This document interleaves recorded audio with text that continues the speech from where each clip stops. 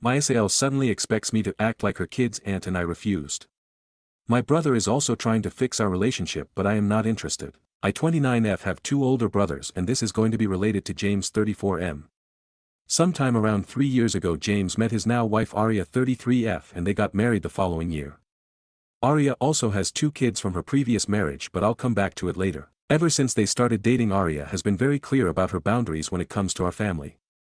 She claimed her previous marriage was a disaster because her ex-husband was a mommy's boy, her ex-MIL was very involved in their lives and she refused to have the same happen with James. James the first assumed being in love with her and wanting to start a family basically agreed with everything so the result was him getting isolated from our family. My parents were never crazy, my mom was never an evil type of MIL and this can be confirmed by my other brother's wife who has an amazing relationship with mom. To be honest we would have expected more from James, at least to defend us a little in front of his wife or try to keep a closer relationship with us. But he didn't so we spoke to him once, voiced our concerns about her being a controlling nightmare and that was it. We left him do whatever he wanted. Ever since Aria joined our family, our relationship with them is disgustingly sterile and fake. We only see them for certain events like Christmas, Easter and birthdays and everything that comes from them is so formal I guess. I don't know how to explain it but they never share anything with us. The only thing they talk to us is small talk like, how are you, how have you been blah blah but that's it.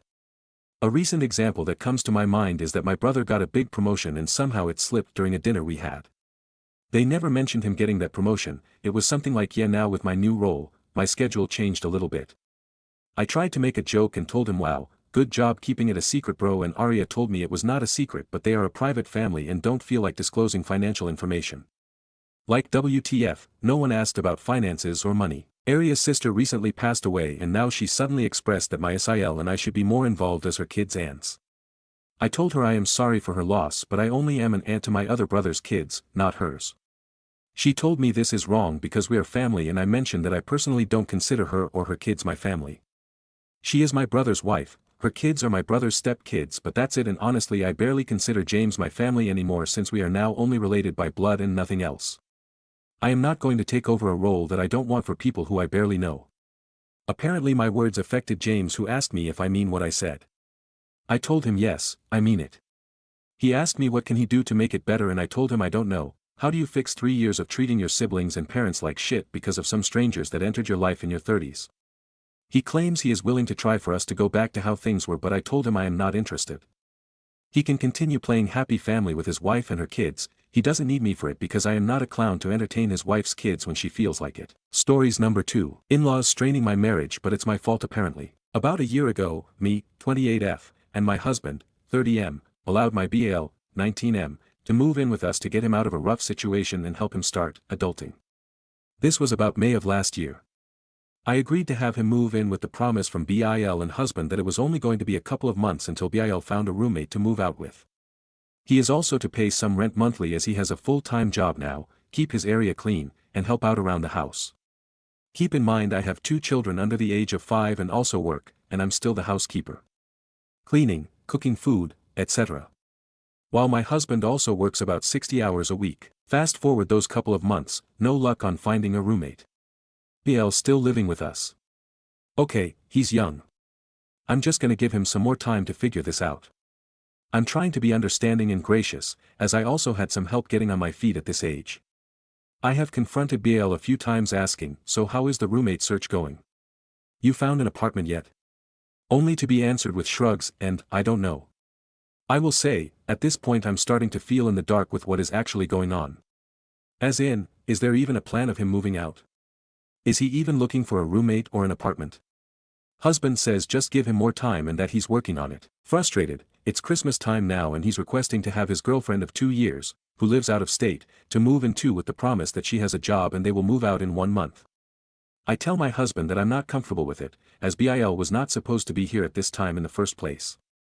Husband says I'm overreacting and starts making comments of making me sound like I don't care about his family.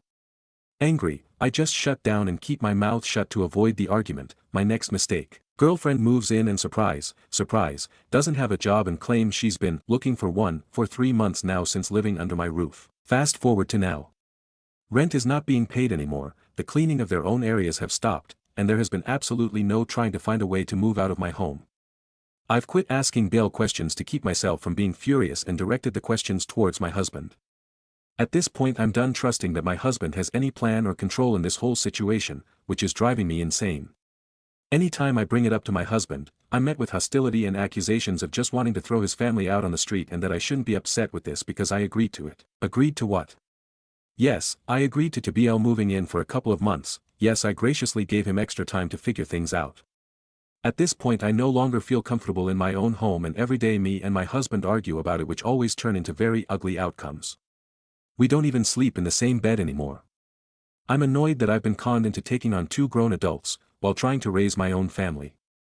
I'm angry that I'm being made out to be the bad guy when all I wanted was to be helpful. I don't know what to do anymore. I guess my main question to the Reddit world is, Aita, because I let this all happen in the first place. Comments. Commenter 1. NTA, but that sounds like a terrible situation. Something you may not have considered, if the GF or BL go the legal route, because they have been there that long they could actually fight being evicted. Your husband is the AH in this case. Tell him he has to clean up their area, make their dinner, etc. Any food they eat should come out of his spending money. Commenter 2. You have a DH problem, get into marriage counseling, find alternate housing for you and the kids. Now, if counseling doesn't work out, take your kids and visit family or friends for a couple of weeks and let him sort it out with his brother, and then tell him the condition that you will return home is when they are gone or you won't return and you can divorce. Update. BL, 19M, and his GF has overstayed their welcome in my, 28F, and my husband's, 30M, home. 10+ months for the BIL and 3+ months for the GF. I was conned into the whole situation when both husband and BL said it would only be for a couple months, which was last May. Rent has stopped being paid, cleaning of their own areas stopped, and there has been no attempt of them to leave my home. I'm uncomfortable in my own home and my husband absolutely blows up at me anytime I bring it up, and accuses me of hating his family and wanting to throw them out on the street. Aita, first I would like to say thank you all for the different perspectives. Most of all the responses said I should just kick all 3 of them out and say good riddance. I will say, some of the responses gave me a good little laugh in this extremely frustrating situation, so thank you for that too. Taking everything into consideration, I gave my husband an ultimatum last night and I'm sticking to it. They need to be gone by June 1st, with all rent paid according to how I had laid it out, or else I'm moving out with the kids into an apartment. I'm also not cooking for them, just enough for me and the kids. All laundry detergents and toiletries will be kept in my closet and internet passwords will be changed. Now, before I get, 2 months is too much time for them, hear me out. This is also time for me to get my ducks in a row should I actually be moving out. Which, in theory, I'll know by mid-May if they aren't moving out if they don't have anything lined up by then. I really do doubt my husband is wanting this to actually happen, me and the kids moving out, but I wouldn't put it past him thinking that I'm bluffing. All in all, I would hope it doesn't have to come to that point. I am happy to learn though, after sketching a quick budget, that I would be able to support me and both of my children with my own income if worst came to worst. Thanks again. Comments. Commenter 1. Based on how your husband has dealt with this situation, I hope he is not calling your bluff, but be ready. Good luck. Commenter 2. Oh, he absolutely is, and then he'll have shocked Pikachu face when she leaves. Commenter 3. It was all so sudden and he had no idea why. Commenter 4. Ah yes, the good old, it came out of nowhere, shtick. Update. BL, 19M, has overstayed his welcome at my, 28F, home for a year now. Moved in his GF, was not paying rent. GF went 3 months under my roof with no job and neither one of them contributing to the house. I work, have 2 kids under the age of 5, and at my wit's end. My husband, 30M, yells at me constantly for wanting to kick them out, and it's not that bad. Aita. So here we are, getting really close to June 1st, and yes, they are still living in my house. Here's where things are getting gray for me and need all the advice possible. I recently got diagnosed with stage 2 hypertension and working on getting that under control. I have chronic anxiety and experience rolling panic attacks that last for up to a week, sometimes twice a year. Since my last post I had a 4-day episode, as well as the diagnosis. Doc says I'm far too young to have a diastolic pressure chilling at 97 and will be dead in 15 years if I don't make changes now. Since then, I have been stepping back and focusing on me. Getting healthy, losing weight, etc. With that said, my husband has been a lot nicer to me and helping out around the house so I can focus on myself and my kids. The constant shouting has basically stopped, the gaslighting is non-existent, and for once I actually feel confident about my future. Since the diagnosis, the energy in my house has completely changed, and what I feel may be for the better. BIL's girlfriend has gotten a full-time job at the end of last month and to my surprise, has been sticking to it. Also, rent has been paid since me laying down the law back in March. They have picked up the cleaning routine, buy their own groceries, and actually seem to be doing well for themselves.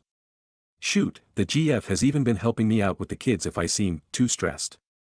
They are actively looking at apartments and attempting to move out.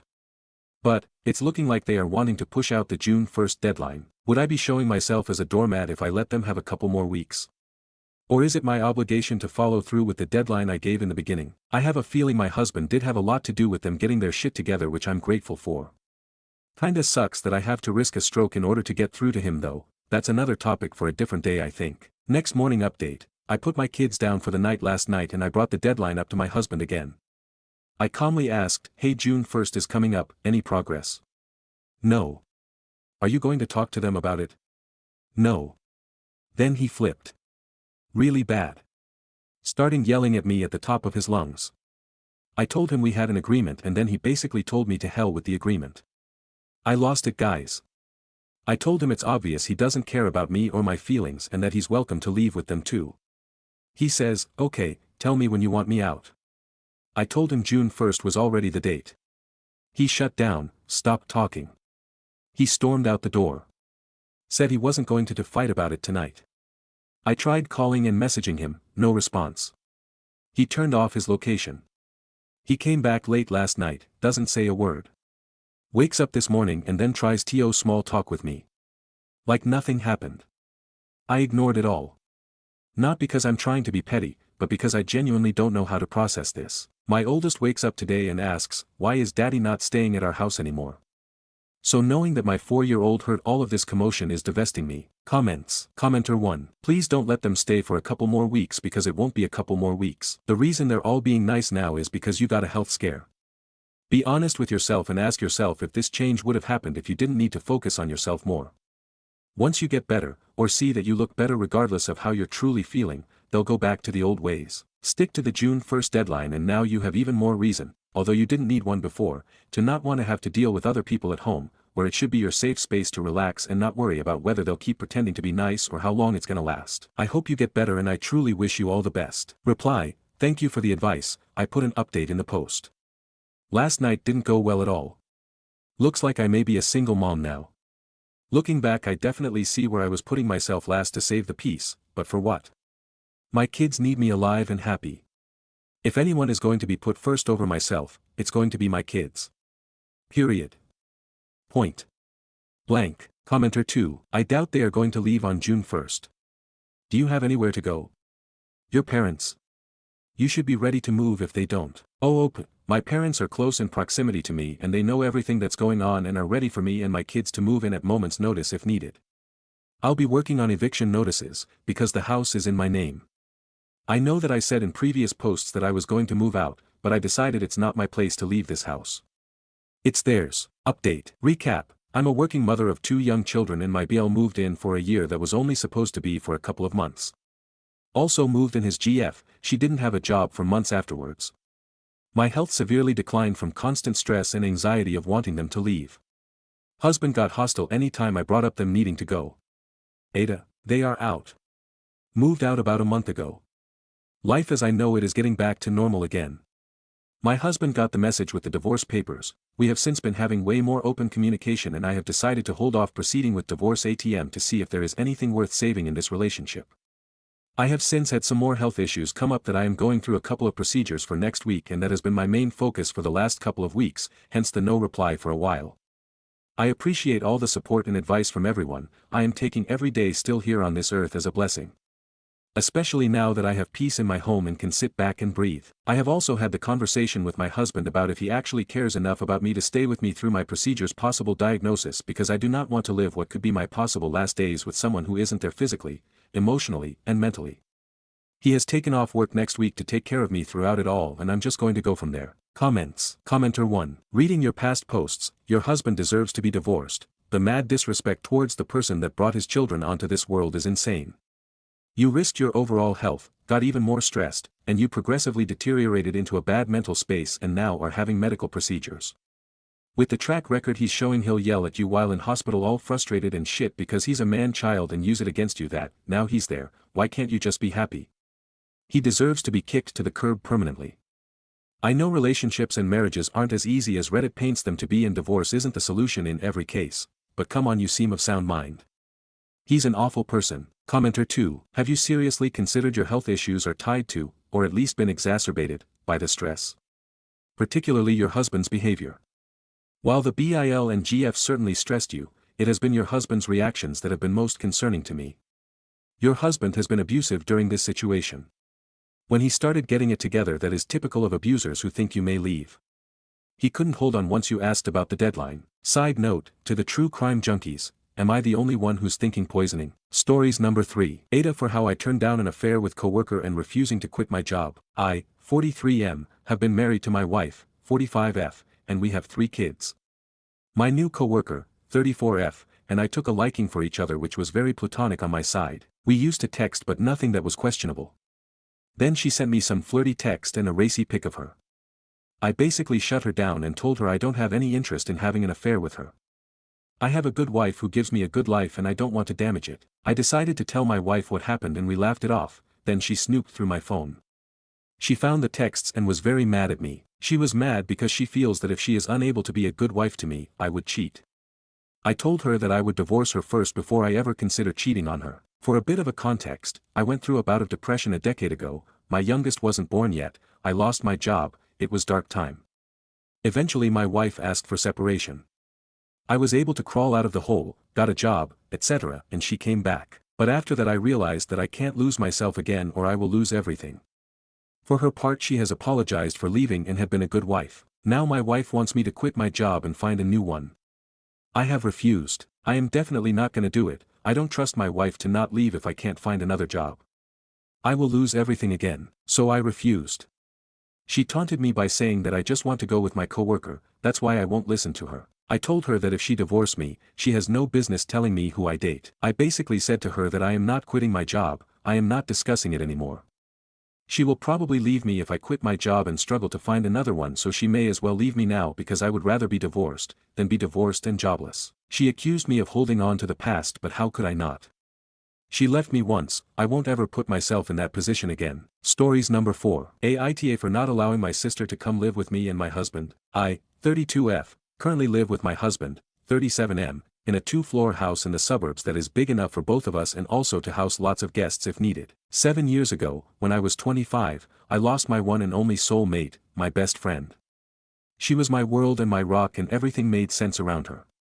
I could talk about her all day, but that would take too long to write down and I would probably break down in tears anyway. After she passed away due to a horrible freak accident, I fell into a depression that led to me drinking away my feelings. This completely altered my life for the worse. I lost my apartment, my friends, my family, and my life. I had absolutely no one and my parents were so ashamed of me that they refused to let me live with them and my sister. She claimed she was living in an apartment that was way too small and that she couldn't house me. I ended up being hopeless and desperate for a long time. 6 years and a million AA meetings later, I am now fully sober with a kid on the way. I never kept contact with my family after what happened, instead I focused on myself and met the love of my life. Fast forward to a month ago, my sister found my new number via an old friend and contacted me asking if she could stay at my house for a while. She had lost her job and had been through a tough divorce and lost her house as well. She had apparently sold the house my parents bought her to live with her partner and later lost the house due to the divorce. Obviously I refused, reminding her of how she treated me in the past. Last week, my parents and my sister somehow found my address and came to my house demanding to let my sister stay here. My sister defended her past actions by revealing that she found out she was pregnant after my best friend passed away but never wanted to tell me due to the fact that I was grieving. She also didn't want me to stay at her place because she was scared that I would somehow push her into also being an alcoholic and harm her kid. She said that her situation is different now because she already has kids, that her ex-husband has custody of, and that she wants to get her life together and needs my help. After a long discussion things were getting heated and I had to call the police. I am now thinking of filing a restraining order against them, but my husband is telling me to let my rage go and help my family.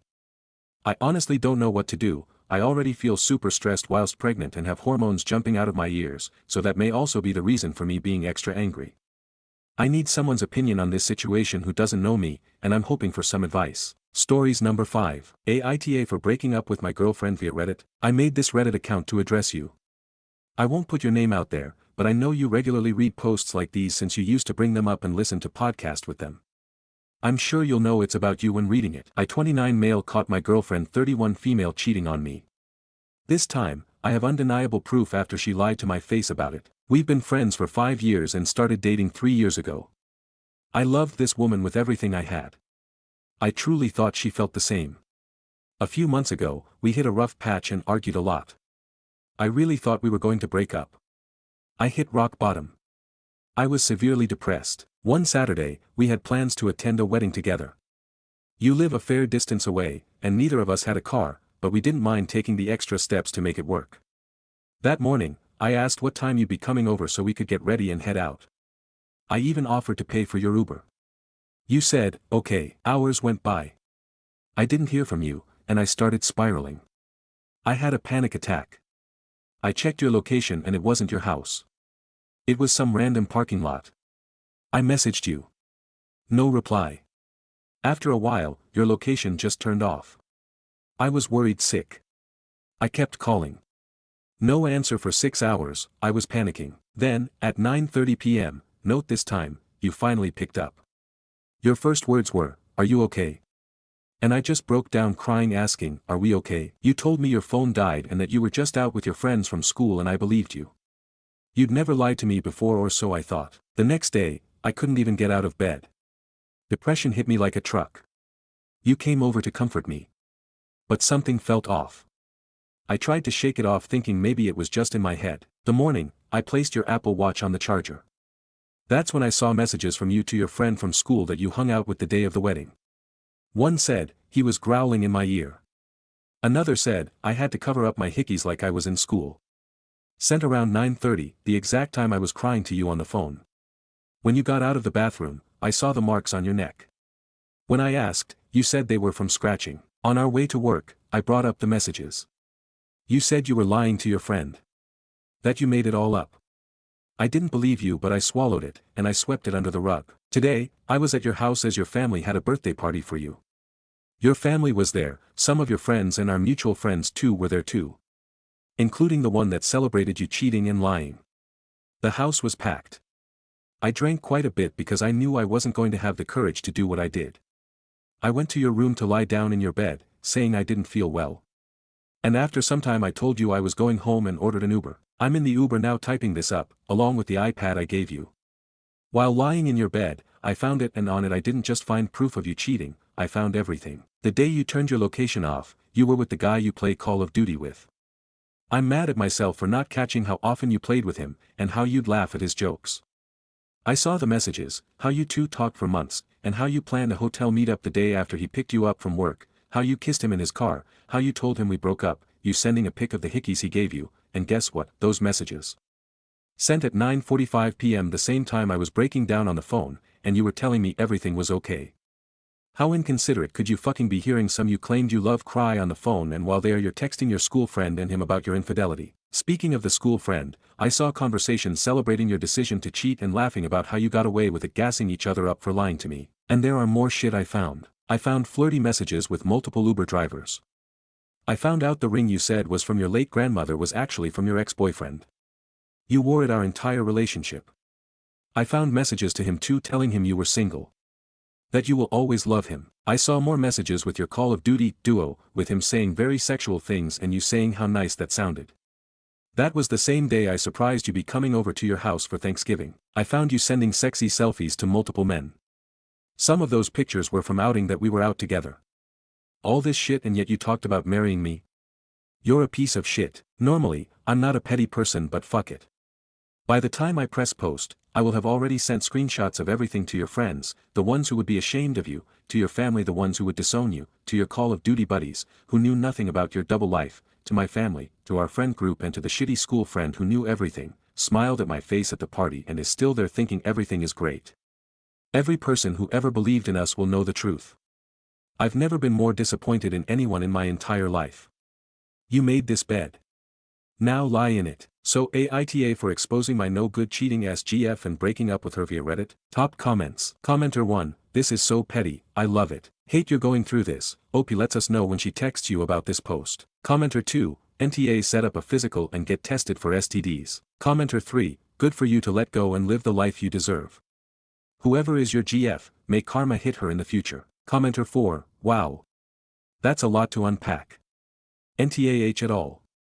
I hope you sent this information to her family so they know what a nasty cheating manipulative sicko their daughter's sibling relative is and why you will be ghosting her and not around anymore, before she is able to spin her weave of deception and blame this breakup on you. Take care of yourself and remember this is a good thing because it is better that you find out now rather than investing a lot of time, money, and emotional energy in this relationship. Take some time to heal and don't rush into another relationship until you are ready. Know that almost all of the folks here on Reddit are thinking of you and thinking positive energy for you. Take care of yourself. Good luck. Update. TLDR, I found my girlfriend cheating with multiple people and sent the screenshots to her friends and family during her brother's birthday party. Thank you all for the overwhelming support and kind messages after my last post.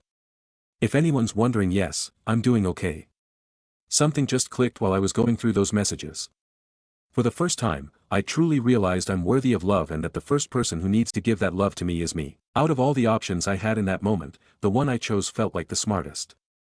If I had confronted her in private, she could have manipulated the narrative or gaslit me into doubting what I saw. If I had gone downstairs and made a scene, I would have been surrounded by her family and friends, which would have turned into a screaming match where I'm outnumbered. So I removed myself from the situation and let the truth unravel on its own. Just to clear a few things up. We both had our locations shared on iPhone. I wasn't stalking her. The sexy photos weren't nudes. And even still, I didn't send those pictures out, only the text conversations between her and the guys she was messaging. Sending those to people is wrong on another level and I would never stoop that low. After I left, I took an Uber home, grabbed a few things and went to stay at my friend's place for the night. I felt okay, but I thought that's just the adrenaline. I'm going to crash hard. I've already signed up for therapy, scheduled an STI test, and I'm planning to take boxing and pottery classes just to keep myself active and focused. While I was staying over, one of her Call of Duty friends messaged me. Turns out the guy she slept with has a wife and kid. I'm not sure how that situation is unfolding, but I hope his wife finds out. That friend also told me she's been removed from their squad. Our mutual friend group has shown a lot of support. One of them even removed her as a bridesmaid from their upcoming wedding, and blocked her entirely. I thought everything had finally calmed down until I came back home this morning. I had already blocked her on everything, so there was no way for her to reach me. Instead, she showed up. She drove her parents' car to my house and sat outside until she saw me. As I walked to my door, she came out crying hysterical, a messy mix of sadness and rage. I didn't say a word. Just walked inside and closed the door while she yelled from the other side until she eventually left. Nothing was mentioned about the Reddit post, so I guess she didn't see it. Later that day, her brother called me. He apologized on behalf of the family. He said everything seemed normal after I left until their mom checked her phone. She pulled my ex aside, trying to keep things quiet. But then her aunt, the one who talks a lot, shouted, "You're cheating on your boyfriend," in front of everyone. That blew the lid off. According to him, their family has a history with infidelity, and it caused serious pain in the past. So this incident not only reopened old wounds but more cheating scandals within the family were exposed that same night. This party was supposed to be a reconciliation moment for relatives who hadn't seen each other in years, and the friend who celebrated the cheating with her. She got cussed out so badly by the family that she left in tears. Her brother told me he doesn't blame me for anything. He even said I handled it better than most would have, and he's here if I need anything. Honestly, the only thing I feel bad about is unintentionally ripping apart a family that was trying to move forward. I had no idea all that was going on behind the scenes, and I do feel like an asshole for being the grenade that set it all off. Relevant comments. Commenter 1, if this is real, you only left one loose end. You said you hoped the wife of the guy she was cheating with finds out. Well, you can make sure by telling her yourself. She deserves to know just like you did. Reply, I don't know that guy's socials or anything. I can only trust that the group did, but you're right. Commenter 2, this is one of the first posts I've read where the cheater's friends and family seem to be acting appropriately. I'm sorry this happened, but I'm glad you came out mostly unscathed. Best of luck. Commenter 3, your GF is the grenade, not you. You just opened their eyes to her cheating. She ruined everything. Not you. Commenter 4, you're doing everything right, OP. I'm so glad you got yourself a therapist and are getting tested for STIs.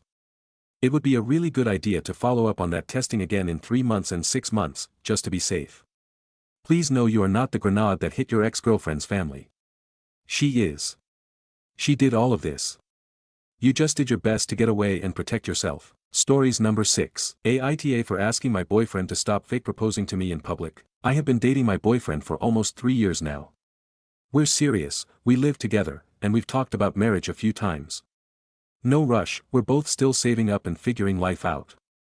Here's the thing though, lately, he's gotten into this weird little habit of fake proposing to me in public. Like, full-on dropping to one knee, grabbing my hand dramatically, and saying, "Will you hold my wallet while I go pee?" Or, "Will you get tacos with me after this?" In front of strangers. Strangers. It started as a one-time joke at a friend's barbecue. Everyone laughed. Cool. But now he does it at the grocery store, at the movies, once even at a park when a tourist literally pulled out her phone to record it. I had to awkwardly wave and be like, no, it's a joke. Mortifying. I asked him nicely to stop. I told him it makes me super uncomfortable, especially because people around us actually think it's real and then I feel like I'm disappointing them when I don't squeal or cry. Also, like, proposing is a big moment. I don't want it to feel like a punchline. He said I'm too uptight and that I ruined the bit. He said I should be able to take a joke and that he's just lightening the mood because everyone's so serious about proposals. Now he's sulking and acting like I shut down his entire personality. He told his friends I hate fun and one of them actually messaged me like, "Let the guy joke around, it's harmless." But I don't think it's that harmless when I'm cringing in front of a Starbucks line while he fake proposes with a cake pop in his hand. I'm just tired of feeling embarrassed every time we leave the house. So now I'm wondering, was I being too harsh? Should I have just laughed it off? Or is it fair to ask for the real proposal moment to feel special? Aita for asking my boyfriend to quit fake proposing to me in public. Stories number 7. My long-distance boyfriend just left for a 2-month trip to Switzerland with his ex-girlfriend. I live just a few hours away in Germany but I was never part of his plans. He said the trip was planned a while ago. Well, maybe 2 months ago when we saw each other the last time in person, he even said and promised to me we could meet for maybe 10 days, but he actually never booked a train ticket. About a month before he left he said he can't change his plans with his ex, but haha later I found out she paid for everything. That really hurts BC. I wanted to do everything for him. Knowing he chose to spend time with her even though I wanted to be important to him and he knew how bad I felt it. Before he left, I sent him a heartfelt message. His reply was cold, short, almost emotionless. I felt like I was talking to ChatGPT, but even ChatGPT would have written something with more emotions. And just before boarding he wrote, "Have a good night." Since then I've cut off contact but he also didn't send it another message something like "I landed safely. I'm hurt and disappointed." Comments. Commenter 1. He's dating the ex and you're the affair partner. Wake up. Reply, yes I finally woke up after believing all his lies. Commenter 2. You mean he went on a trip with his currently GF. You're the side chick. Commenter 3. Oh sis, he is still sleeping with his ex, who isn't an ex at all. Dump him. Reply, yeah you're right. Commenter 4. You may want to message his ex and just say, "Hey, I'm not sure what your situation is with boyfriend's name, but I understand you're going away on a trip with him. We have been dating long distance for X amount of time and he told me you were his ex-girlfriend. Obviously it's unusual and disrespectful to go on a long trip with an ex-girlfriend when you're dating someone else, so I've got the feeling that you weren't actually an ex, and I've been the secret side piece all along. So I wanted to let you know in case that is the situation. I've blocked contact with him now as I want nothing to do with someone who would be so disrespectful, but figured you should know in case he had cheated on you with me, and you were never an ex. Obviously totally up to you, it's fine if you do nothing.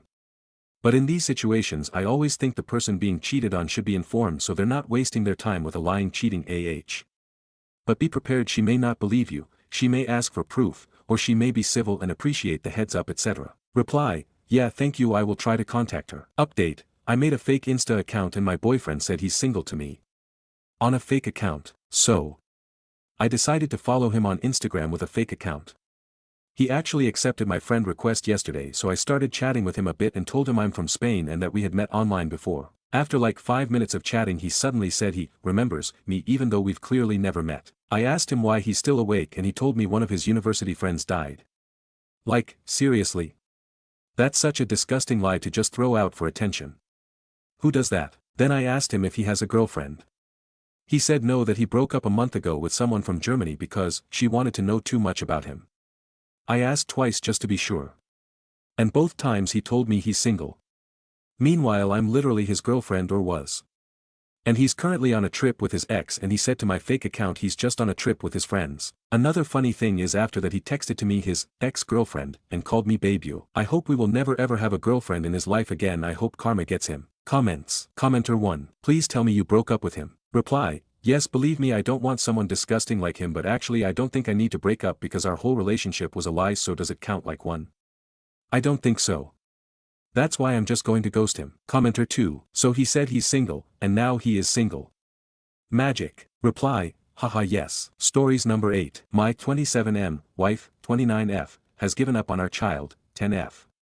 I'm not sure how to reconcile. How do I move past this? My 27M, family's broken, and I'm trying to reassemble the pieces. I need advice. For context, my wife, 29F, and I are childhood sweethearts, married now for around 5 years. I know we became parents and got married pretty young, but we've made it work. My wife's a small business owner. She turned a passion into a career. I'm really happy for her. When she started, I promised her that since my work hours were flexible, I'd hold things down at home so she could focus on building her business. We were a team until we weren't. My wife's an extreme workaholic, and it's come between our family. We're not in a good place. Our daughters, 10F, caregiving is solely on me. The time my wife and daughter spend together is made up mostly of short replies or silence. Our daughter isn't disrespectful. She's a good kid. She's just not as comfortable with her mom. My wife and I have had a lot of talks about the state of our family. With the business well off the ground and her not needing to personally oversee everything as often, we're working on reconnecting. It's been an uphill battle. Recently, we had a bad fight. She told me she's given up on trying with our daughter. She said she's not good at it, and she's just going to stay in her lane. I told her she couldn't decide to clock out on our daughter during rocky stints. She said she's emotionally exhausted from repeatedly striking out. She feels she can't do anything right in our daughter's eyes. She said I have it easy, that our daughter prefers me, and even made sure her whole class knew it. The class jab was about a school assignment. Our daughter had to interview someone she admired, and she asked me. My wife was hurt. She still feels a way about it. She accused me of not understanding. She comes home to a child she carried not respecting her. That our daughter's an expert critic when it comes to her. She went into a huge rant. The way she talked about her rubbed me the wrong way. I told her most of her complaints weren't our daughter's creation. She asked me what that meant, and I laid it out that she hasn't gone out of her way to connect with our daughter. She shut me down. She went into how she busts her ass for our family, and the least I could do is show up for her. All I do is show up for her, including holding down responsibilities that we're supposed to share. We aren't childless. It's no longer those me and her against the world days. I need to show up for our daughter too. She just kept saying she has a lot on her plate and how I'm supposed to be her piece. I refuted the only piece that ever seemed to matter these days was hers. She said our daughter and I are two of a kind and began sarcastically apologizing for her sacrifices, and if the business is what's driving us apart, then she'll renounce it. She'd make do. I asked if we could skip her martyr routine and actually talk. The fight only escalated. I called the fight a complete waste of time, but she interpreted that as me calling her a waste of time. It was the worst fight we had in a while. Our daughter was at her grandparents', so she didn't hear anything. We're at an impasse. Things are still tense. How to clear the air or how to reach her about our daughter. She can't dismiss her like some disgruntled customer at work. In a lot of ways, I feel like a single parent. I don't believe she's being honest with herself about our issues. She's a distant figure who has a habit of talking at our daughter instead of to her. There are a lot of broken promises. Nothing ever mended. She doesn't try engaging. Our daughter loves anime, but my wife doesn't hold back on overly criticizing it in front of her. Our daughter got into K-pop, but to my wife it's just bothersome noise around the house or in the car. Our daughter has stage fright. Yet she joined a school play because she knows her mom loves theater. My wife promised her she'd come. She didn't. The worst part was seeing our daughter realize she wasn't. My wife never apologized. She gave her, work was busy. I promise next time, speech. She offered to bring our daughter with her on Take Your Child to Work Day. I thought it'd be good for them and a chance for our daughter to see more of what her mom does. But our daughter called me upset and wanted me to pick her up. She said her mom had immediately left her with a subordinate and went AWOL. When my wife checked in on her, they fought. She told our daughter that a bratty attitude won't be tolerated in her workplace. She and I had it out later. She apologized to our daughter and blamed blowing up on work frustration. She offered to bring her back another day, but our daughter refused. My wife always felt she was bad at articulating her feelings.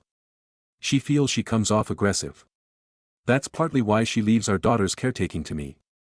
But this fight has me questioning the nature of our relationship. I don't doubt she loves our daughter. I saw it firsthand during the pregnancy, and in our private conversations, she couldn't stop gushing about her. I felt her love in the little things. Something changed over time. My wife isn't close with her parents. She usually has me talk with them on her behalf. She has a mindset that parents/kids don't have to be close. She believes since she turned out fine, so will our daughter. I'm failing to help their relationship and our own. We barely have quality time. Intimacy is shot. When we're out together, we aren't really together because in public, she's hyper-aware and has her business persona on. What else to do? I'm at a loss. I'm not trying to bash my wife. I just want everyone to be okay. I'm in a fight for my family right now. How do I mend my wife's and daughter's relationship while also repairing my marriage? TLDR, my family's broken, and I'm trying to reassemble the pieces. My wife's an extreme workaholic, and it's come between our family. We're not in a good place. Our daughter's caregiving is solely on me. My wife and daughter's time together is mostly short replies/silence. We're working on reconnecting, but we had a bad fight. She's given up on trying to connect with our daughter. She said she's not good at it, and she's just going to stay in her lane. She feels she can't do anything right in our daughter's eyes. It was our worst fight in a while. Now we're at an impasse. In a lot of ways, I feel like a single parent. I'm failing to help their relationship. I just want everyone to be okay. How do I mend my wife's and daughter's relationship while also repairing my marriage? Relevant comments. Commenter 1, wow, your wife sounds broken. I don't see this resolving itself without a lot of therapy on her part. This sounds like one of those situations where she loves her daughter but regrets being a mother. She probably had a traumatic childhood and no idea how to be a great mom. You can't resolve this. Your wife has to want to do the work. Your choices seem to be accept that you are going to be a single father. You can either do that within the marriage or outside of it. Reply, how to help her. She's shut down the idea of counseling before. I feel like the situation's partially my fault. I should have been stepped in. I made excuses and thought things would get better. Commenter 2, you can lead a horse to water, you can't make it drink.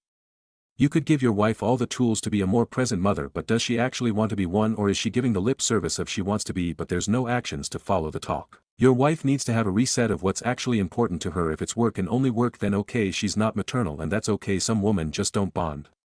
But what has she looked into to fix the issue? Get your daughter therapy so she understands she's not the problem, and some people just don't know how to be an active parent when they were so badly failed by their own parents they just don't know how. Reply, that's one of the things that blew my mind the most. A lot of my wife's efforts were surface level or lip service, and somehow she expected a wonder to come from it. Rebuilding a relationship is going to take time. She was talking about our daughter like she was a grown woman or something.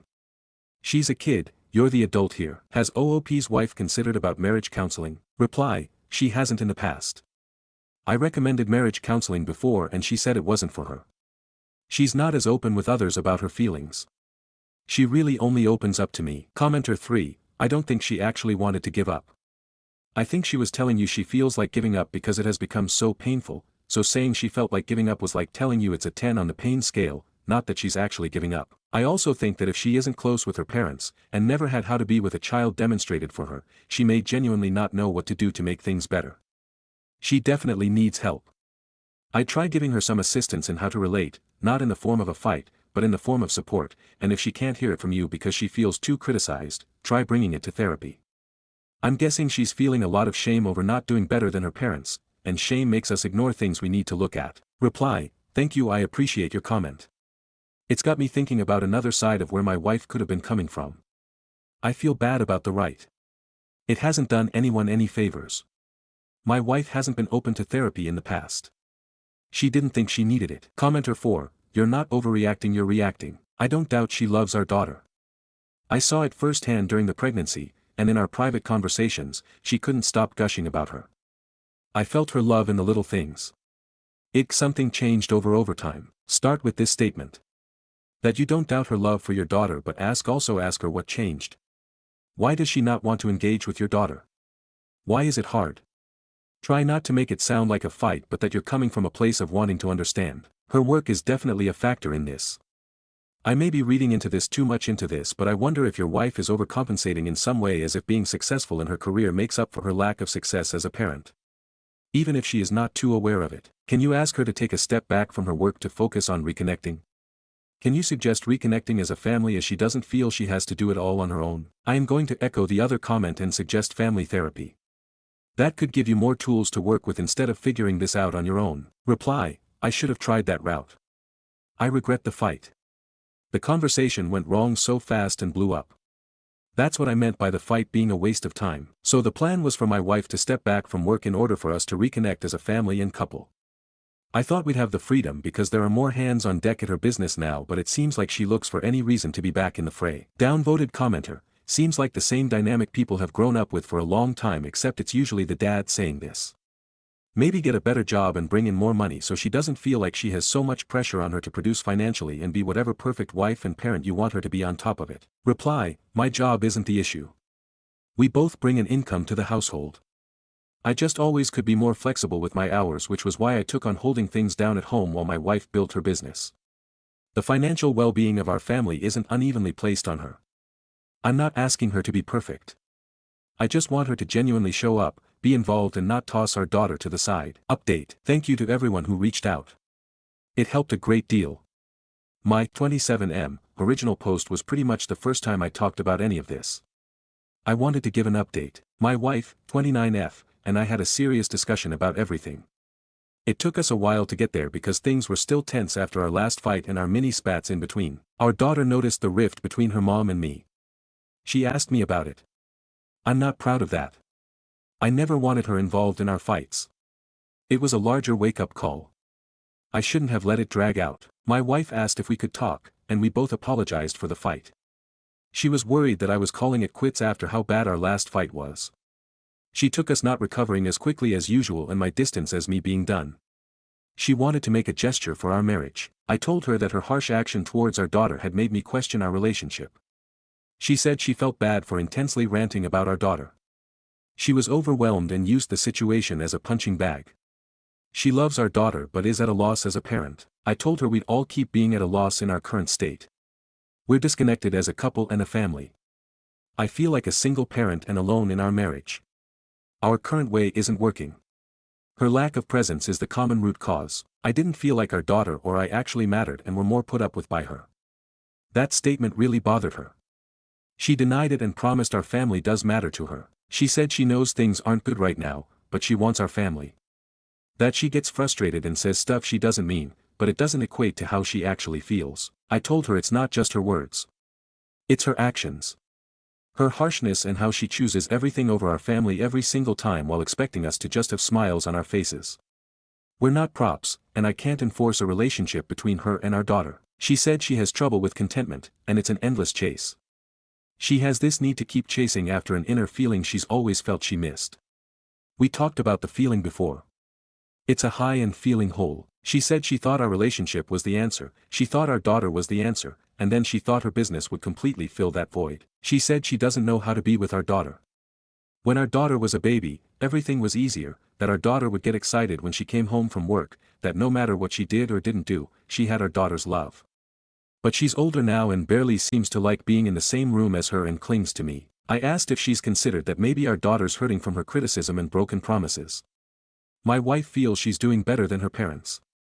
She said all our daughter knows is the grandpa and grandma who adore her over FaceTime. She doesn't know what they were like. Her childhood was staying in a child's place, doing what was expected of you, representing the family, and attitudes weren't tolerated. There wasn't a problem they couldn't solve with a belt. My wife said she doesn't believe in the belt as discipline, but she doesn't know how to be with our daughter and fears she's aggressive when communicating, so she leaves our daughter to me. She doesn't feel she's good as a mother to an older child or with expressing personal feelings. She said I knew what her parents were like. She's right. My in-laws ran an unforgiving household. My wife was pretty much a latchkey kid. My FIL was always working, and my MIL was busy with her community engagements. Feelings were compared to complaining, and there were certain expectations of my wife. I was 17 and my wife was 19 when we had our daughter. Of course the circumstances weren't ideal, but my in-laws made you feel their disapproval. There wasn't support to be found from them.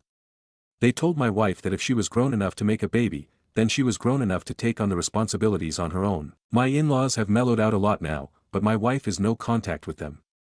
She used her business to pay off their house, and that was that. I'm the buffer between them. I'm accustomed to being my wife's protector. That was always our dynamic. Especially during the pregnancy, when everyone had commentary, were comedians, or when guys would talk about her. Looking back, I think that's part of why I made excuses for her actions with our daughter. I told my wife that I'm in love with her, but our daughter can't be at the expense of our relationship. We're at a crossroads. Something needed to change. Counseling isn't an option anymore. It's happening for our daughter and me. I want for us to come through this as a family. If she refuses counseling, I'd respect her decision, but her answer would give me my answer on what I needed to do for the best of our daughter. We'd have to separate for the time being. My wife said if it's between counseling or losing our family, then she chooses counseling. She wants to keep working on our marriage and reconnecting as a family.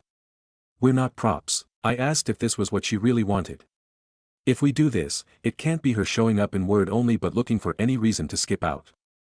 She said what we built means something to her, and losing that has become more real to her now. I talked with our daughter about her feelings on counseling too. I didn't just want to randomly throw an appointment on her. She was pretty open to the idea. I think it's because she's close with my parents and she knows they do counseling. My wife and I are officially in counseling. We're trying a conjoint therapy approach for right now. It's a new experience for us. Prior to this, my wife was never big on counseling, but she has been showing up. She hasn't flaked. There has been some improvement with my wife and daughter. My wife has pulled back on criticism and asking our daughter questions. Recently, we went to an amusement park as a family, and they had a good time together on some rides. My wife asked to pair with our daughter on a few games too. It was the first time in a long time I saw them share a laugh. Nothing's perfect. We're in the early stages. I know my wife and daughter's relationship will be a long road. I know how it pans out isn't up to me, but I'm here to support our daughter in whatever she needs. It's what the future holds, but I want to be hopeful for my family. Maybe it's not too late. I want the best for everyone involved. Our daughter will be starting middle school soon, and I told my wife that she'll need both of us. I'm hoping this road isn't the end of my family. I want us to have to come through this together. When I chose a life with her, it wasn't because we were having a baby, so let's stick together. It was because I love her and want to be with her. I want to make this work. Thank you to everyone again. I appreciate the support. It's much appreciated. TLDR Update 4, my family's broken, and I'm trying to reassemble the pieces. My wife's an extreme workaholic, and it's come between our family. We're not in a good place. Our daughter's caregiving is solely on me.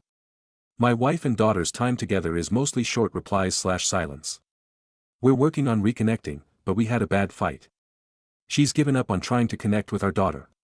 She said she's not good at it, and she's just going to stay in her lane.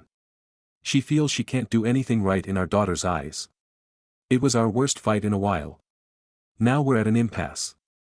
In a lot of ways, I feel like a single parent. I'm failing to help their relationship. I just want everyone to be okay. How do I mend my wife's and daughter's relationship while also repairing my marriage? Relevant comments. Commenter 1, does she want your kids to be around her parents? You act as buffer, but I wonder if she actually wants that or if it feels like some kind of betrayal. Reply, my wife had asked me to handle contact with her parents because she didn't want to deal with it. She never had a blow up with her parents or told them she's no contact. I think her parents get the gist, but it's an ignored elephant in the room. My wife's had backlash from other family over her distance. She lets our daughter have a relationship with them to avoid her parents claiming she's withholding their granddaughter. Commenter 2, this is a good start. I will add that your wife needs individual counseling. She will never be able to fill that void in her with other things or people. She has to fill it within herself. Good luck to you and keep looking out for your daughter. Commenter 3, I really hope everything works out for this family. It seems everyone is trying, and I'm hoping the initial progress OP has reported will make it easier for all of them to keep going and making more progress. I think the wife got a wake-up call and realizes how close they came to not making it as a couple. Commenter 4, this all seems really good first steps. I hope they continue to be good steps. Your wife desperately needs indivisible counseling though. That void feeling and the other trauma her parents inflicted on her won't be able to be addressed in marital counseling. And not getting that addressed will very likely just be a shadow waiting to take back over, either with a new, this will fill it, or go back to an old one. Not saying you have to push it immediately, and maybe the counselor you're seeing now will bring it up, but it needs to be one of the steps along the way. Stories number 9. Aita for telling my husband his mom can't just move in with us without even asking me or talking about it first. So my husband came home last week and just casually said, my mom's gonna move in with us for a bit. No heads up, no conversation, nothing. Just a random announcement like he was telling me he picked up milk. I was stunned and asked, "Wait, what?" He looked at me and goes, "She needs a place to stay for a few months, it's not a big deal." I told him I'm not okay with making a decision like that without even talking to me. We both work from home, we have no extra bedroom, and honestly, I just don't get along with her. She's the type who criticizes how I cook, how I clean, even how I dress. She's exhausting. I can't imagine her living here full time. He says I'm being selfish and not thinking about family. What about our household? Our routines? Our sanity? He didn't ask and didn't inform me, and now he's acting like I'm heartless for having boundaries. I told him flat out that she can't move in unless we actually sit down and agree on it together. He hasn't spoken to me since. I'm sleeping in the guest room, ironic, right? So, Aita for putting my foot down and saying she can't just move in without my input. Stories number 10. Fiancé's childhood friend keeps trying to insert herself in our wedding. So my, 31F, fiancé, 34M, has a childhood friend, 32F, who keeps trying to insert herself into our wedding.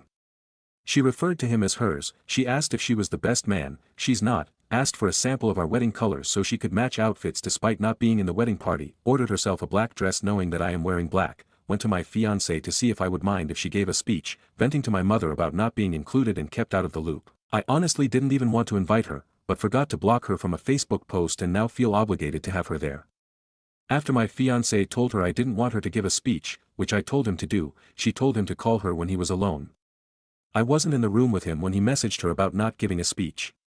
He told me he would call her today and let me know what happens, but at this point I am ready to uninvite her to the wedding. It has been nothing but drama and stress since she got invited, and I don't need the added stress. I will add that my fiancé has been supportive throughout this whole thing and said he would stick up for me if she said anything nasty about me, which I fully expect her to do. He is very much a peacekeeper and is trying to please everybody, but he will put his foot down for me when needed. Stories number 11. Me, 25F, with my live-in boyfriend, 28M, of 4.5 years, am I blowing this out of proportion or should I really be nervous? Editor's note, this is a long post about OOP leaving an abusive Jekyll and Hyde relationship. Sorry in advance for the wall. George and I have been together for a long time now. He's going to propose to me this summer after I graduate. I went back to college for a second degree, we're planning our wedding and honeymoon, designing our future house, and we talk about the child we want to have someday. I think it's pretty safe to say things are serious between us, and we're deeply in love. However, things have not been so easy for us in the past. Our combined anxiety has caused a lot of grief for us. I'm still struggling with being abandoned and left to fend for myself as a child, and he's struggling with deep fears from past abuse by his father, brother, and ex-wife, who were all mentally and physically abusive. Understand that George is so sweet and loving.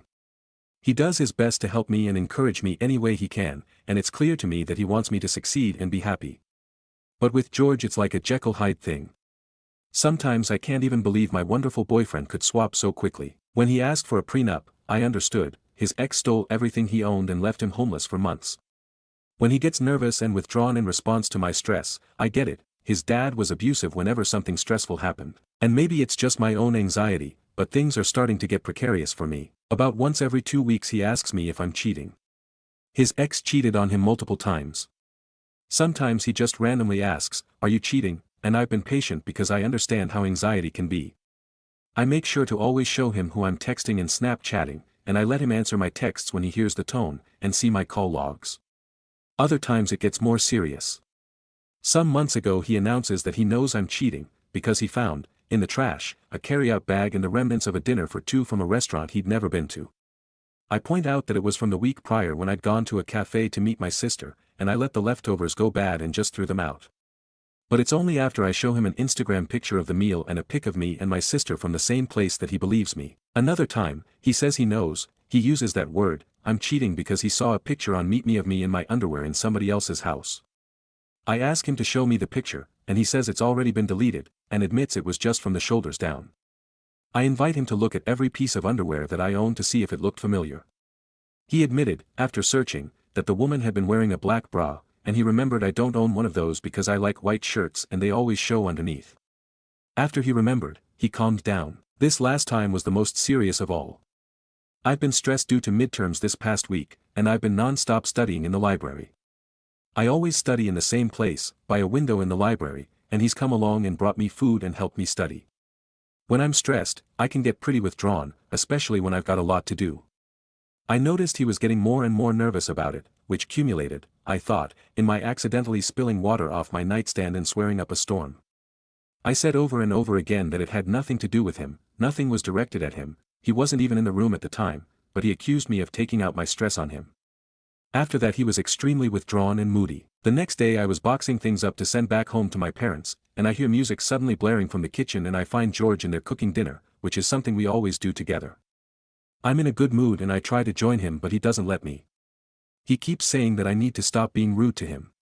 I had apologized for every wrong he cited against me, but he maintained that he was just tired of my behavior and, in my mind, it felt like he was deliberately holding on to those past wrongs. This eventually leads to a pretty huge fight, where I shout at him that he's making my life hell right now on top of all my other stress, and he calls me a cunt and a stupid bitch. I respond by calling him a childish asshole. He runs out the door to go buy cigs down the block, and I leave too, and head back to the library.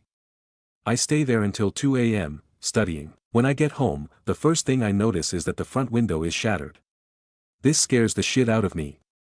George has thrown things and broken things before, never at me, never my stuff, so I was afraid of what kind of mood he was in.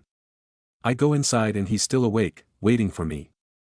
I don't say anything to him, it's very late, I'm tired, and I have an exam in the morning, so I take a shower to help me sleep, I change into my PJs and prepare a bed on the couch, because I don't want to be near him. As I'm settling in, he walks in and demands to know why there's fresh cum on my panties. I can't even believe what I'm hearing. He shows me my panties, and it's so ridiculous, because he knows I've been dealing with a yeast infection these past few days, which causes white discharge, and requires whitish medication. The stuff on my panties is so obviously not cum, but he absolutely believes it is, so we fight. I bring up the yeast infection and he seems to realize that I'm right because he immediately abandons that argument and switches to how I've been disrespecting him this past week, and he won't stand for it anymore. I ask how I've been disrespecting him. He brings up how I didn't walk him out of the library the times he's joined me there. I point out that he always needs to leave before I'm done studying, so I want to stay and keep studying, and I think that's reasonable. He says I'm ungrateful for his bringing me food and flashcards in the library.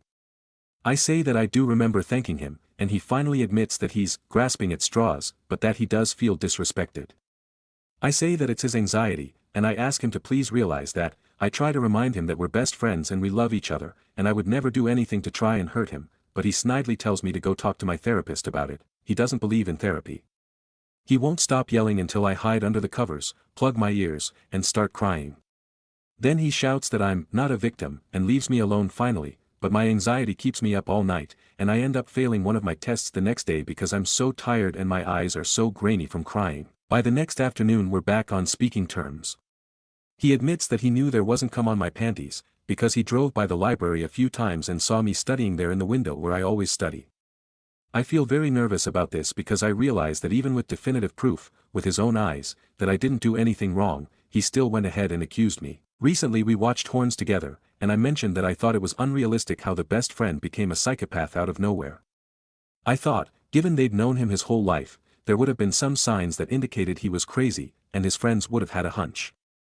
George said he wasn't surprised. He said that he believed anyone could snap and become a rapist/murderer out of nowhere, and people could hide their true intentions no matter how well you think you know them.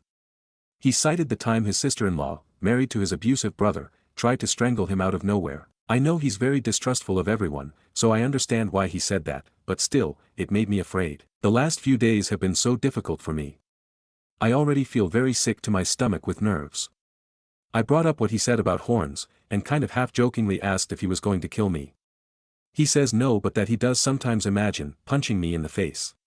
I tell him I sometimes think of punching him, too, but I would never actually do that, and he should never do that either because I will leave. He just laughs and says he won't, and I think the conversation is over, except he suddenly says, if you cheated on me, I think I'd be angry enough to try and kill you, and probably succeed. I respond by saying I would probably be angry enough to kill him if he cheated, but I wouldn't actually hurt him. He doesn't really have a response for that. Yesterday he said it again. I mentioned how one of my friends and her now husband went celibate for their entire engagement period, 1 year. He casually responds, that sounds horrible. I think if I had to go more than 2 weeks without sex I'd probably freak out and kill you. This made my stomach do a flip-flop because it was the second time in 2 days. I say something like, I won't be able to have sex for like 6 weeks after I give birth, right? Even if it's cesarean, because I need to recover from surgery. He doesn't say anything and that freaks me the fuck out, so I press him, you know that, right? And he says, well, it's gonna be tough. Things are spiraling out of control for me. I know I often don't think straight because of my GAD, but I'm not happy with how things are going. I want to tell him not to accuse me of cheating anymore, that I've more than proven myself to him, and that we can't fight like this anymore, and he needs to stop saying anything about killing me because even if he's joking it makes me sick to my stomach, but now I'm a little afraid that if I pick a fight about this, he's going to think that I'm cheating and trying to cover it up somehow. Further, I'm worried that if I can't account for every minute we're apart, like cameras following me everywhere, then one day, if my phone dies, or if I get stuck in traffic, or if some male coworker greets me inappropriately against my will, George will believe I'm cheating and possibly kill me. TLDR, boyfriend saying some worrying stuff including casually mentioning killing me, and now I'm flipping out, but I have issues too, so I don't know if it's him or me. Is this my overreaction? I don't know where to go from here. Update. The last few days have been very hard overall. I haven't got much sleep. I was way too busy driving and moving and planning and running and life decision making and crying and pretending to be normal. My worldly possessions have been reduced down to what I could stuff into my old cross-country duffel bag. My dogs are traumatized to the point that one of them is now fear-biting and cries whenever I'm not in direct contact with her, and the other is exploding toxic waste out of both ends, and I'm simply no longer recognizable as the person I was, physically and mentally. Never in a million years did I think I'd end up in this place. Everything was pulled right out from under me, and it's like I woke up in someone else's fucked up life. But I'm alive, and that cancels out any of my irrelevant complaints. Last week, I got back from the hospital after a really nasty stomach bug, which I thought was the flu. I collapsed on the couch to sweat it out. I was in a lot of pain, but I'd still dragged myself to the store to get ginger ale and sports drinks because I didn't want to ask George to do it for me. I realized I needed to appease him however I could until I could figure out a plan, because the Reddit responses scared me and I decided I needed to get away. As soon as I got home, George poured me a glass of orange juice and told me to drink until I threw up. I explained the doctor's orders, but he insisted that enough orange juice would make me throw up or give me diarrhea, and that would flush my system and get the toxins out. As unpleasant as throwing up, again, sounded, because I was really dizzy and weak, I decided to try the orange juice. All it did was burn my scratched up throat and it didn't help settle my stomach, so I stopped drinking it and started drinking ginger ale. He got seriously annoyed by that, and kept insisting I drink the orange juice. I told him that it burned my throat, and he said, well, your throat's just gonna burn anyways. No idea what that meant. He then asks me where my phone is. Apparently he wanted to put on some music. I have no idea where it is, but as he starts a full-on investigation for it, I remember I'd had my r/relationships post open on the Reddit is fun app at the hospital, but I had a mild fever and I couldn't remember whether or not I had closed it. A few people warned me what might happen if he saw my post, and all those warnings jumped right to the front of my mind. I've been in some pretty intense situations before, but I've never felt anything like the pure unadulterated terror of lying there waiting to see if my psycho boyfriend would find my phone and find out what I'd written. I thought about trying to find it before he got to it or casually trying to discourage him from looking, but I knew he'd be suspicious if I suddenly jumped up at the mention of my phone. In fact, I realized that if I reacted at all, he'd be suspicious enough to probably search until he found something incriminating, and it didn't matter how well I covered my tracks, eventually he'd settle for something to be mad about. So I had to just lie there, pretending not to panic as he dug through my purse, my backpack, my car, twice. Finally he called my phone and there wasn't any ring, and I remembered I'd put it on vibrate in the doctor's office. I thought I was saved for about 5 seconds, but then he went and turned off the noisy air purifier, so there was absolute silence, and called again, and I could hear my phone vibrating. He found it in my jacket pocket, and I swear to God I've never seen anything more beautiful than my tiny blank home screen reflected in his glasses. He puts on music and shut himself in the computer room. After an hour or so I passed out. When I wake up it's still nighttime, and he's sitting across from me drinking a beer, and the first thing he says is that apparently his parents are giving away all his childhood things. I guess he called home while I was asleep. I tell him I'm sorry to hear that.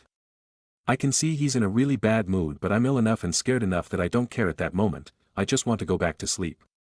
He tells me again to drink the orange juice. I explain again about how it burns and doesn't help my stomach like the ginger ale, and he says something like, sometimes I think people refuse to do things purposefully because I ask them to. Like maybe I should just tell people to do the opposite of what I want, so they'll actually do something good for themselves. And I really am scared of him, because I don't know what he's going to do to me. So I drank the fucking orange juice and I tried to throw up, and that was the absolute worst pain I've experienced in a long time. It felt like someone stabbed me in the sternum. I actually cried a little and got one of those mini blackouts you get when you sit up too fast in the morning. George was standing there while I retched in the tub, and at one point he did put his hand on my shoulder and ask if I was okay, but he didn't stick around and wait for me to regain my composure. He left the bathroom, and when I found him again he was on the computer watching YouTube videos. He didn't say anything to me the rest of that night, and when I told him good night, he didn't respond. I decide I'm going to wake up early and go straight to my therapist.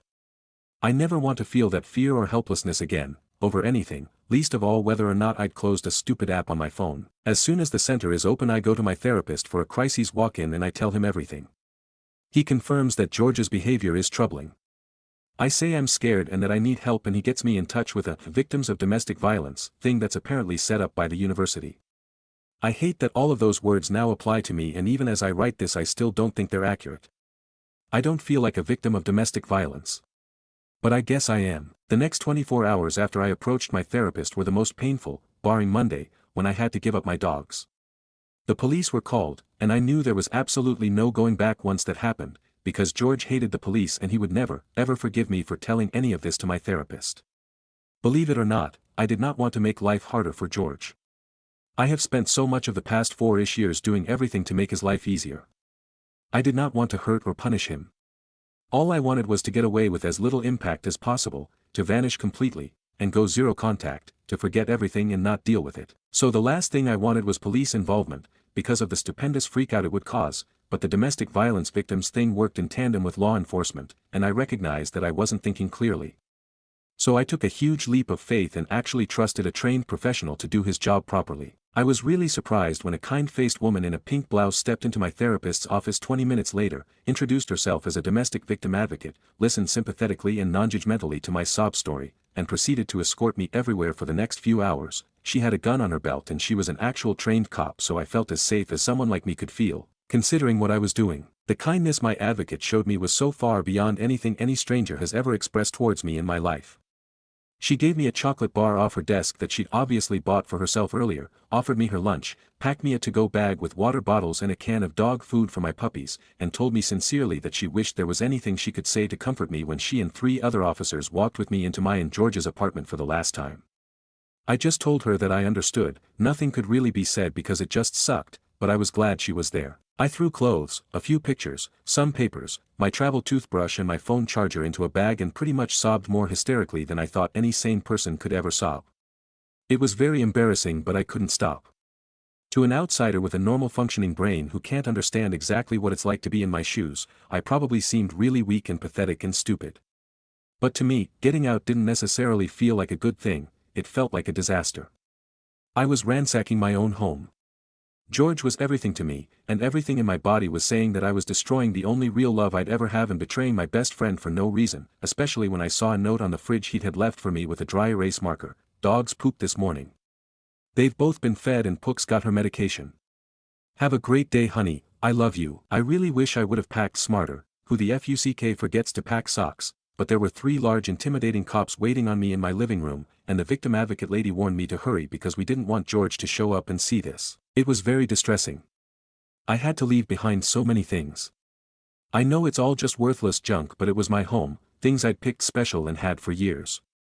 The gaming PC I built myself, my dog's toys, my sprouting plants that were so close to blooming, my favorite sunflower pattern dishes, the beautiful wooden bookcase my father made for me in his woodshop when I graduated high school, my old gross dog-eared Harry Potter books, some of which I've had since I was a little kid, the polka dot comforter my sister handed down to me after she got married, my old birthday and Christmas cards.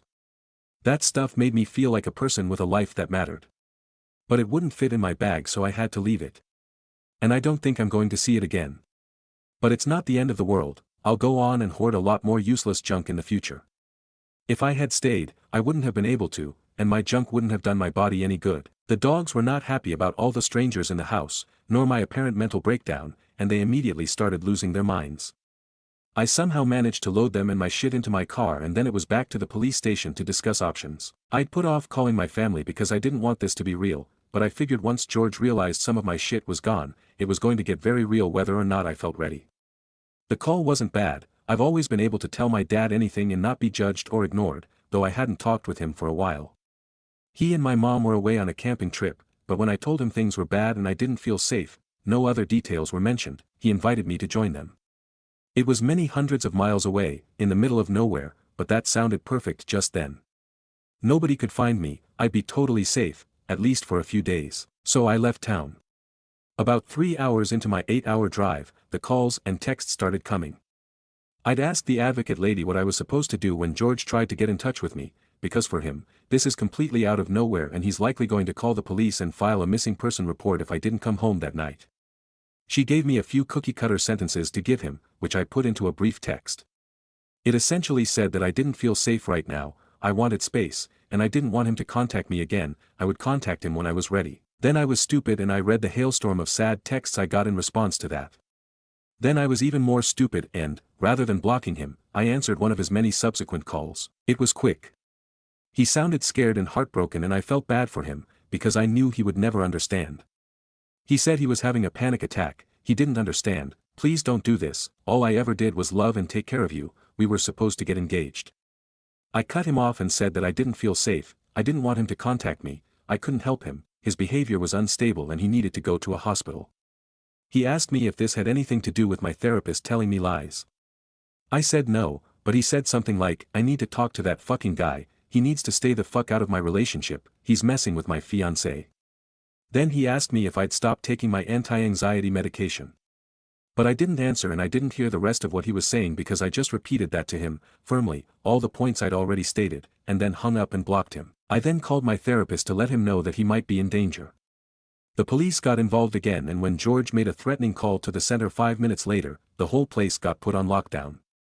I'm not sure exactly what happened, or what he said, but I think my therapist had to have a cop escort him home and George was told not to contact me or the center unless he wanted to be arrested. So I endangered a whole building full of wonderful people who have only ever helped me, and deprived others of their therapy sessions that day.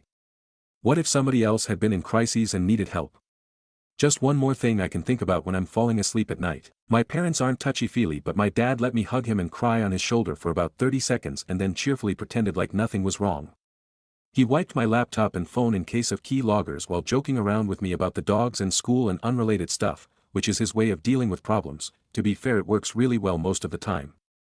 He doesn't like talking about personal issues, in general it makes him uncomfortable, so I spared him a conversation about what happened. He knew I was safe and getting help and that's all he wanted. My mom was extremely sympathetic towards George. She's always liked him and she told me once that he made me normal, and, when I mentioned once that I thought he was controlling, she said that I still shouldn't push him away because he was really nice and good for me, and controlling behavior wasn't in itself an issue anyway. I hadn't expected much from her tbh. This was the woman who'd abandoned me in parked cars and her friends' empty houses so she could go to work, which she very obviously loves more than her family, to the point of being extremely unhealthy. My dad was at the time working all night and sleeping during the day and only changed jobs when I was in my early teens. Also from her came such gems as, tampons are for bad no virgin girls, note, my mother is a rabid atheist, so what the fuck, and, writing is a hobby not a job, don't waste your time studying that, and, I've never been surprised that your sister has more friends than you. To my sister she always said I was prettier and skinnier, so nobody won. She grew up in a severely impoverished third world country, orphaned at 10, and spent most of her adolescence and early 20s married to a Hell's Angel who tried to stab her when she finally left, so there are huge cultural and lingual and emotional gaps between us. I love and appreciate her, but I generally try not to take her advice. Still, I was really hurt by the whole conversation.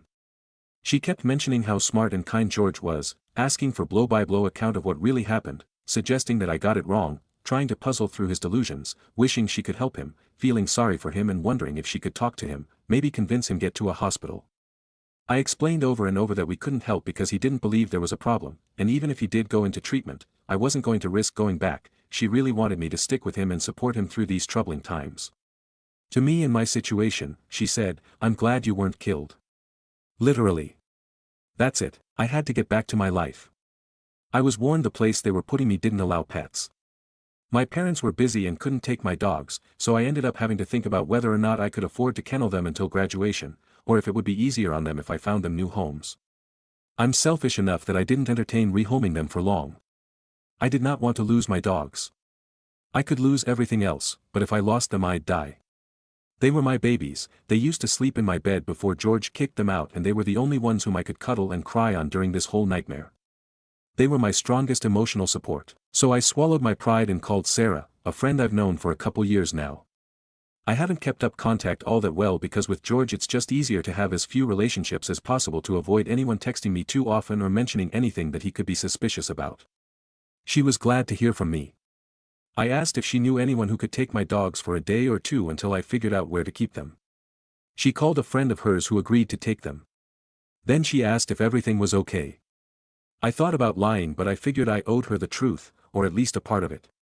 I said things were really up in the air right now and I'd have to fill her in later. My roommate got almost no notice that somebody was going to be moving in. My advocate moved really quickly and wanted me out of my situation ASAP, so by the time my roommate knew, I'd already unloaded all of my garbage in her personal space. I taped a Butterfingers and a friendly little note to her bedroom door and I fully intend to bribe her not to be pissed later by leaving booze in the fridge and letting her know she's welcome to it. She's out of town herself right now, so I haven't met her yet, but she seems nice. I saw Game of Thrones magnets on the fridge so there's one icebreaker I've got. I then changed a few more things to make myself feel safer walking around in the streets. There's no chance George knows where I am or how to find me, but still. I hope this stun gun doesn't go off randomly in my pocket. I managed to find a kennel I felt comfortable with. They had grassy playpens with shallow swimming pools and fountains and they provided the dogs with enrichment and fluffy beds. I absolutely kid you not, this place looks better than some daycares I've seen. It was astronomically expensive but I figured if I was going to use up my rainy day fund on something, it should be something that would reduce the amount of lifelong trauma my dogs were experiencing. When I went to check my dogs into their temporary new home, I found out that the girl Sarah referred me to had to get up in the middle of the night to take one of them out several times. Vomit and diarrhea everywhere.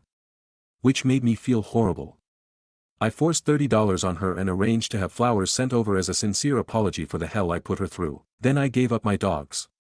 I can still see them during the day but it broke my heart into pieces to let them go. Sarah met up with me later, and I told her what happened. Like my parents, she really isn't touchy-feely so there was no crying or hugging or any of that nonsense. She gave me shit for being with George. Dude, I knew he was a psycho. I was gonna tell you off before because you were always crying about him and shit but I figured you were a grown woman and had your shit together damn, and then went on to say that I should have called her way earlier, and she liked the changes I'd made to my appearance so far, but I should avoid wearing bright colors from now on. She takes off her dark-colored jacket and gives it to me right there.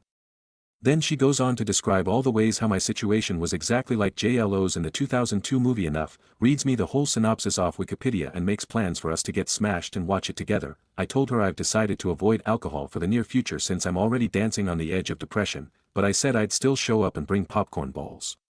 Other than how annoyed she was at me over my bad decisions, I couldn't have asked for a better friend. For a little while at least, she made me feel human. Later that night my dad informed me that George had left him and my mother a threatening message on their public business line. The only way I can think that he got that number was by Googling their names. I immediately took the necessary steps to file for a restraining order. The only reason I'm writing this is because I have no idea how to make sense of my life right now except to write it down, and more importantly, I've really got nobody else to talk to.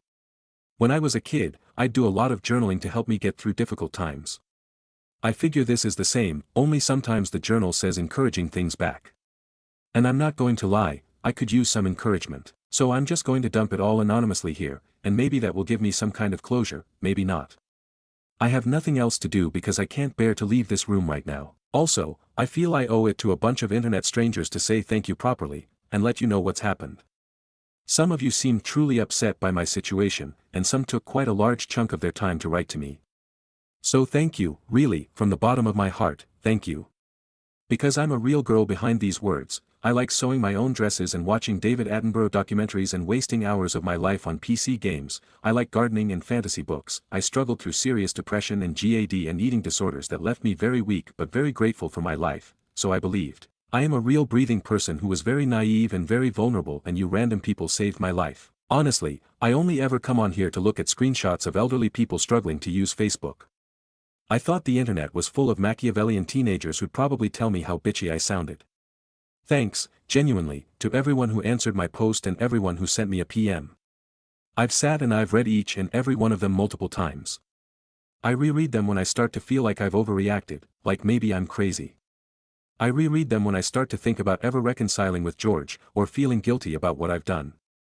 I've printed out my original post and every comment I've gotten, yes, even, you in danger girl, and I put them in my journal and I continue to look at them. Even though none of you guys actually knew me, you cared. And some of you cared quite a lot. You offered me your stories, or someone to talk to, or a place to stay, a book, a phone number to call. Most of you were more concerned about me than my mother. Because I was seriously in danger. I was. There were things I never thought would be affected by my being with George, my dogs, my possessions, the safety of the people around me. I was lonely enough to get myself into that position. And I actually do want to live, so I realize I've got to change, too. There's a lot of work to be done. Maybe George isn't an evil guy, but I'm going to stop describing him as a wonderful person. I don't believe people are good or evil, but the stuff he was doing was definitely evil. The more I look back on it, the more I realized how much stuff I let happen to my life and body that I should not have tolerated. And the absolute fuckfest I've endured has made me slowly start to admit that to myself. I can't explain my reasons for staying with him so long because they aren't logical. He spent years slowly building up to some of the things he did, and it was easy to forgive him after every seemingly small incident because I didn't look at the big picture, and I thought I was in love. George is a highly intelligent, gorgeous, funny, inspiring, ambitious and charming man, the kind of man I fully believed was way out of my league. He is often very thoughtful and we clicked in a level I'd never experienced before.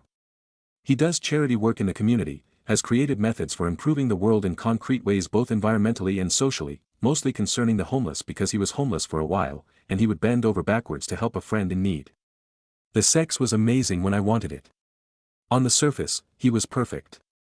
Being with him often gave me butterflies, but he is sick.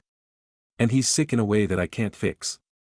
Over the years I lost the ability to understand what was okay and what wasn't.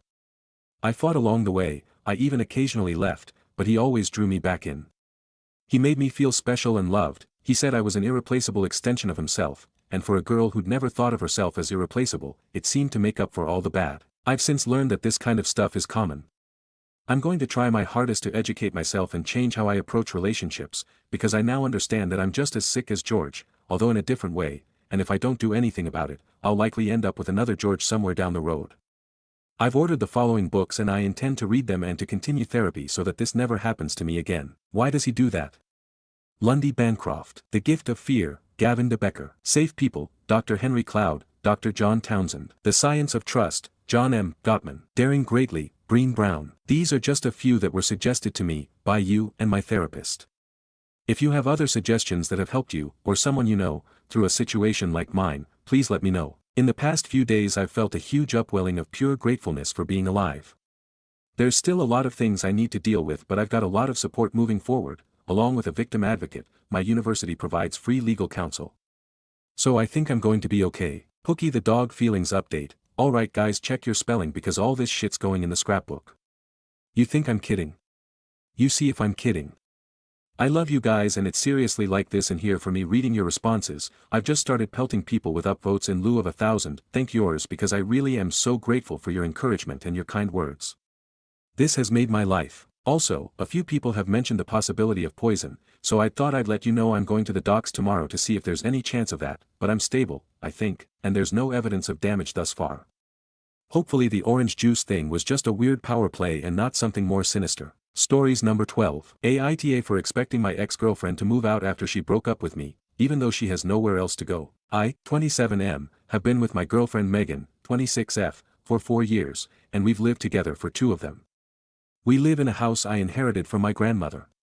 Megan quit her job a while ago to pursue her master's degree full-time since her bachelor's wasn't opening any doors. I've been supporting her financially and emotionally while she's been in school. To be clear, I never resented that. I wanted to support her goals and was proud she was pushing forward in life. Her program is intense, and she's even taking summer courses. I work full-time and also take care of the house, which means some things slip through the cracks. I cook, clean, and try to keep things in decent shape. It's not perfect, but I genuinely don't think it's bad. I'd comfortably have friends over without worrying about the place looking or smelling off. I'm not an amazing chef, but I know my way around the kitchen, but yeah, they're mostly basic dinners. The past couple of months have been hard. Megan's stress levels have been through the roof and tensions between us have grown. She's been unhappy with how I clean or cook, saying I don't meet her standards. I get that she's overwhelmed, but I felt like nothing I did was ever enough. I still tried to be patient and supportive, but things hit a boiling point and we had a big argument. Megan broke up with me. It hurt, but I honestly think it was for the best. We were clearly not making each other happy anymore, so what was the point anymore? Here's the problem. Now that we're no longer together, I think it's fair for her to move out. She doesn't agree. She says she has nowhere else to go and that if she's forced to leave, she'll have to drop out of her program. Her mom and stepdad live the RV life, and she doesn't have friends who can take her in. She did receive a decent amount of money from her own grandmother when she passed, but she used most of it to cover her tuition. I know she wasn't blowing it, it really did go to school, but now she's tapped out and stuck. I get that this situation sucks, and I don't want to see her crash and burn, but I also don't feel like I should have to keep living with someone who broke up with me. I've already given her 45 days to figure something out. Even though, legally, I'm only required to give her 30. She's now trying to say she wants to work things out, but to me, it feels more like panic and desperation than a genuine desire to fix the relationship.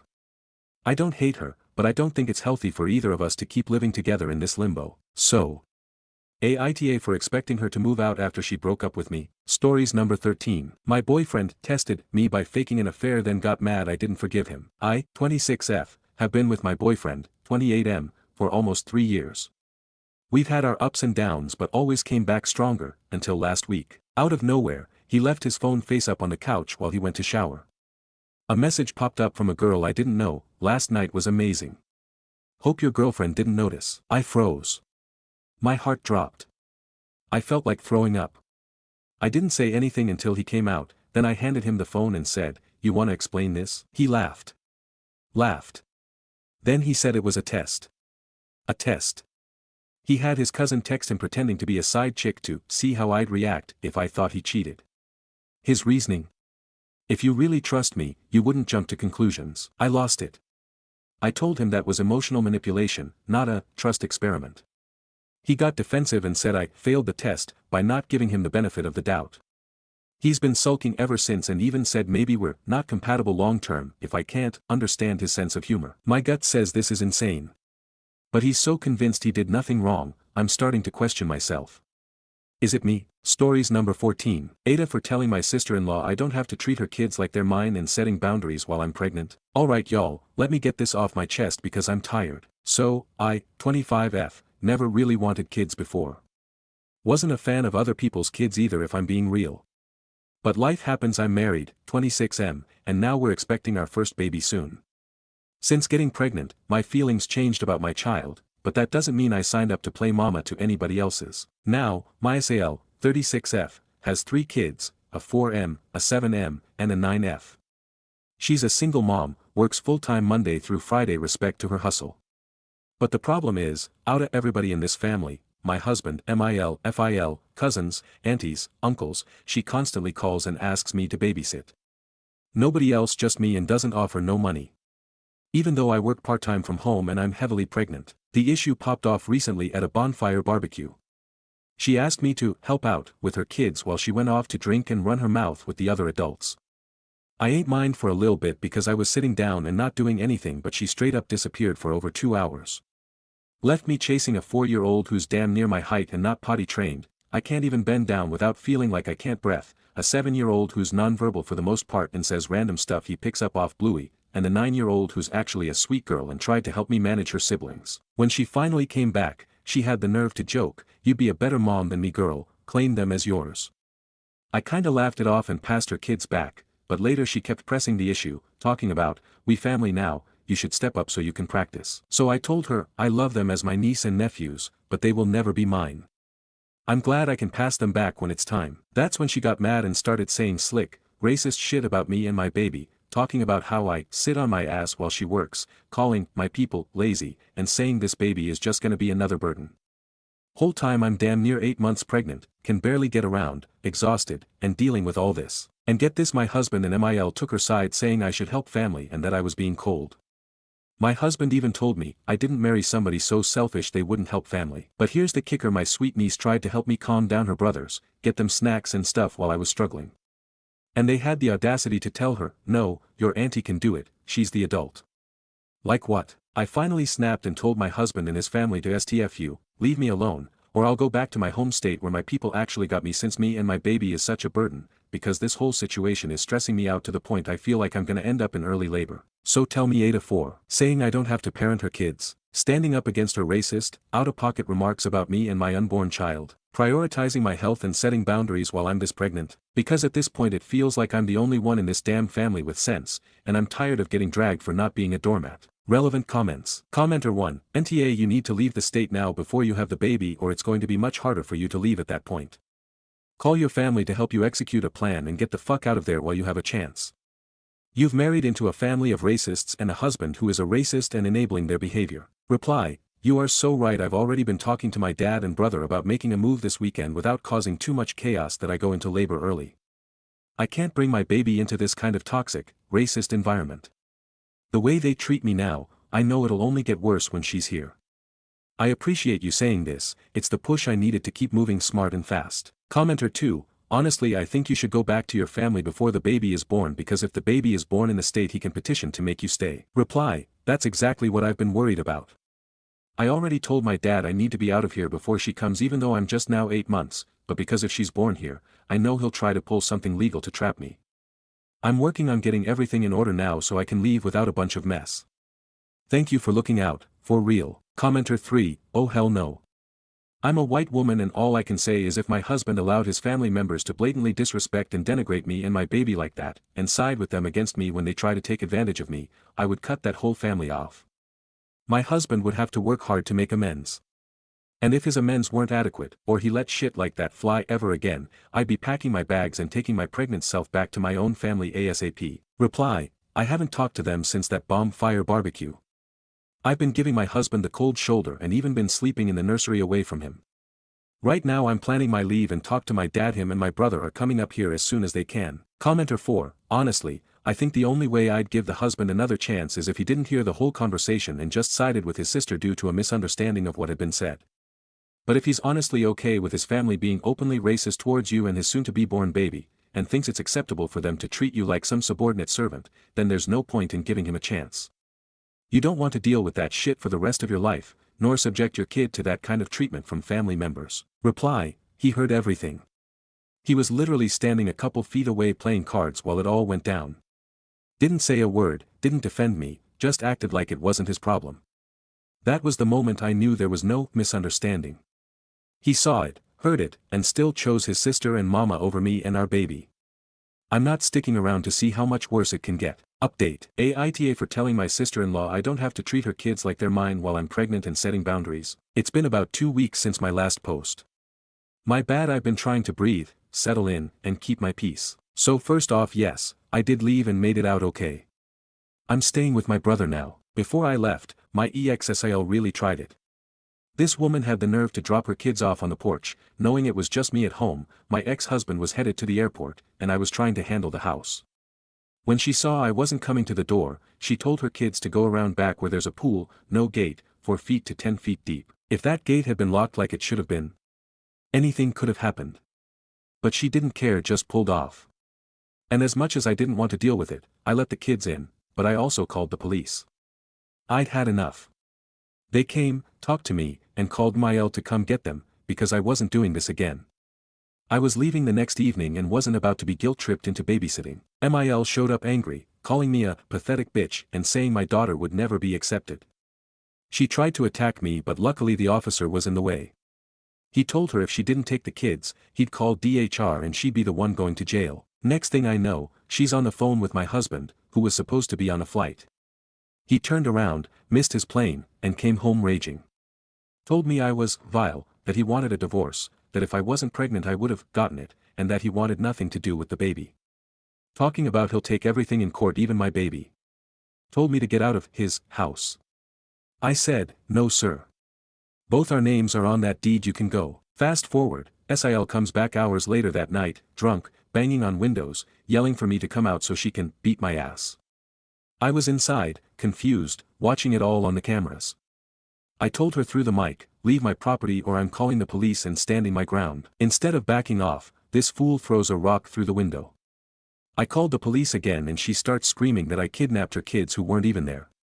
When the officers got there, I opened the door, let them search the house, and reminded them her mama had already picked them up. Did I press charges? Absolutely. I showed them the footage, and they arrested her. Once they found out she was in jail, my phone blew up. My ex even tried to come back to the house, but I was already gone at a friend's house. I took my important documents, the baby's stuff, clothes, etc. Her and her boyfriend said I could stay as long as I needed even though I was leaving the next day. I was scared to be at the house alone. Somehow, my ex found out where I was, but her boyfriend told him to leave. That night, I couldn't sleep. I was too anxious, thinking he might come back. Next morning, his job called me asking why he missed his flight and if he was okay because he wasn't answering his phone. So I sent them everything: voicemails, videos, all of it. Never heard back officially, but judging by the sudden crying voicemails from him and his mom, he either got fired or suspended. SIL got bailed out by MIL, but neither one has the kids.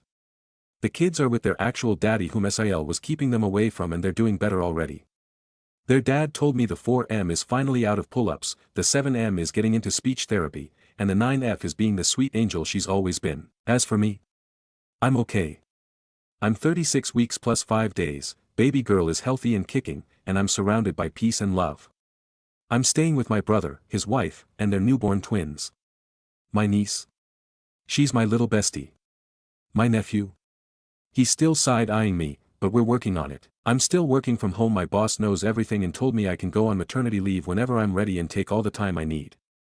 I've been surrounded by family and childhood friends, the ones who truly love me. My good sister-in-law keeps joking that I should just stay forever so we can raise our kids together. Honestly, I'd love that. But I'm also focused on building something just for me and my daughter. Oh, and yes, I'm getting that divorce. I'll be filing out of state, so it'll take some time, but I'm playing it smart. No more emotional moves, just prayers, planning, and peace. To everyone who told me to run, thank you, y'all were right. The advice, the jokes, the love, I needed all of it. He was all I ever knew. We met freshman year of college, but now, I'm choosing me, I'm choosing my daughter, I'm choosing peace, and in God's timing, we'll be just fine. Relevant comments. Commenter 1, proud and I'm glad you got out before you delivered. That whole family really show their ass and true colors. Make sure you get cameras and stuff wherever you move to. Reply, thank you. I really wish I seen it before I married into the family. But trust, cameras are going up everywhere I land next. Commenter 2, wow OP. You have been through a lot. So happy you're now surrounded by people who love and support you. Wishing you and your daughter all the very best. Reply, thank you so much. It really has been a lot, but we made it out, and that's what matters. Now I'm finally breathing easier, eating snacks in peace, and feeling all the love my baby girl and I truly deserve. Your kind words mean everything right now. Commenter 3, sending you and your village lots of love. Congratulations on getting out. I would keep all the voicemails and messages and security footage as proof when custody is eventually discussed. Also make sure you get your fair share in your shared home as well as child support. Please consider having your daughter in a different state as well. Enjoy the end of your pregnancy, hope you have an easy birth as they come, and enjoy stepping into motherhood. Reply, thank you so much. Your support truly means the world to me. Don't worry, I've saved everything as proof and I'm already looking into custody and child support in my home state. I'm making sure me and my baby girl get what we deserve. Right now I'm just enjoying these last few weeks, soaking up the peace, and getting ready to meet my little blessing. Commenter 4, how you never saw their craziness long before these situations. Not judging you, I'm sure they hid it very well and only exposed once they felt you were trapped. Love all the karma coming for these evil people. I'm glad you're happy and safe. God bless you and your precious baby. Reply, I guess I was too in love to see it, but I hate I spent 7 years of my life dealing with it. She was a nice in the beginning, but after we got married it all changed. Thank you so much. Stories number 15. An age gap warning story. I have a relative who I will call Mary. Mary met Bill when she was in her early 50s and Bill had just retired at 64. Mary was thrilled that she had found a really nice man after her divorce, and Bill was wonderful to Mary. Bill was living the dream during those years, because Mary was still working and he was retired, which meant he had lots of free time to himself almost every day. He was able to pursue all his hobbies, golfing, fishing, and going to car shows. On weekends, Mary and Bill would do things together. When Mary would use her accrued vacation time, 2 weeks a year, they would go places together. Sometimes Bill would go on trips with his guy friends or family and Mary would have to stay home and work, but that happens when you are both in different places in your lives. Finally Mary reached retirement age. Now it was her turn to enjoy her days doing what she loved. She wanted to add a water feature to her garden, and go on some sightseeing trips. But things didn't work out so well, because by now Bill was about 78 years old. He was having a lot of health issues and a seemingly endless string of doctor appointments to go to. He had a hip replaced, and then chronic pain, and that meant no sightseeing trips. At 64, Mary still had a lot of get up and go, but she and Bill were still very much in love, so she gave up most of her time to helping keep Bill happy and comfortable. Bill recently passed away at 87, and Mary is now 73. She's not able to build her dream garden. She's not spry enough to go on those sightseeing trips she hoped for. She loves Bill still and she's not sorry for sharing their time together, but as a bystander, my heart breaks to see how Bill got to have a stress-free decade of retirement doing most everything he wanted, and then he had the perfect loving nursemaid through his elderly years, and he passed away with the woman he loved at his bedside. Mary went straight from working full-time to being a full-time caretaker, and now that she's having health scares and mobility issues, she's alone. It seems horribly unfair. Stories number 16. Not my pregnancy tests. My daughter is 5 and this story takes place right after her conception. My wife and I were late to the game starting a family. I was 47 when my daughter was born and my wife had just turned 42. So needless to say her biological clock wasn't just ticking, it was chiming like Big Ben at high noon. She had the thermometer, the tracking app and all the other accoutrements that tell you you're ovulating. If you're having fertility issues you know how frustrating and hard it can be. It was really taking a toll on my wife. She was frustrated and that was trickling down to me. We has been trying for a couple of years with no luck. My wife had fibroids. They were removed, but we had to take a break from trying while she healed up. She got pregnant and miscarried. This felt like a gut punch to both of us. This and our ages had us thinking we were never going to have a family, so I get the text at the office. Come home now, if you're trying to get pregnant you know what that means. Then I get, can you also pick up pregnancy tests on your way? I'm busy, I'm tired. I'm frustrated about having to perform on demand like a machine. I'm at the end of my rope and now I have to go to the feminine hygiene aisle and buy pregnancy tests. I pick up the tests and go to check out. The place is packed and I get in line with older cashier who feels the need to comment on everyone's purchases because it's the shortest line and I know I'm on the clock at this point. I get to the front and she scans the box and says kind of laughing, well these aren't for you. I respond deadpan and obviously annoyed, clearly, she doesn't get the hint and comes back with, well. It's exciting and you must be so happy about it. At this point I have had enough. I look her dead in the eye and say, actually, these are for my 16-year-old daughter so she can find out if her 19-year-old unemployed boyfriend knocked her up. But yeah, we're all really over the fucking moon. Immediately after the words leave my mouth I hear a gasp and an, oh my god, from the lady behind me. The cashier face turned a color of purple I have never seen before and her eyes bugged out like Schwarzenegger at the end of Total Recall. I say nothing else, grab my bag and walk out in a huff. I was able to make it to the front door before I started laughing. Got home, did the deed and told my wife the story and we both had a good laugh. TLDR, I went to Walmart to get pregnancy tests for my wife.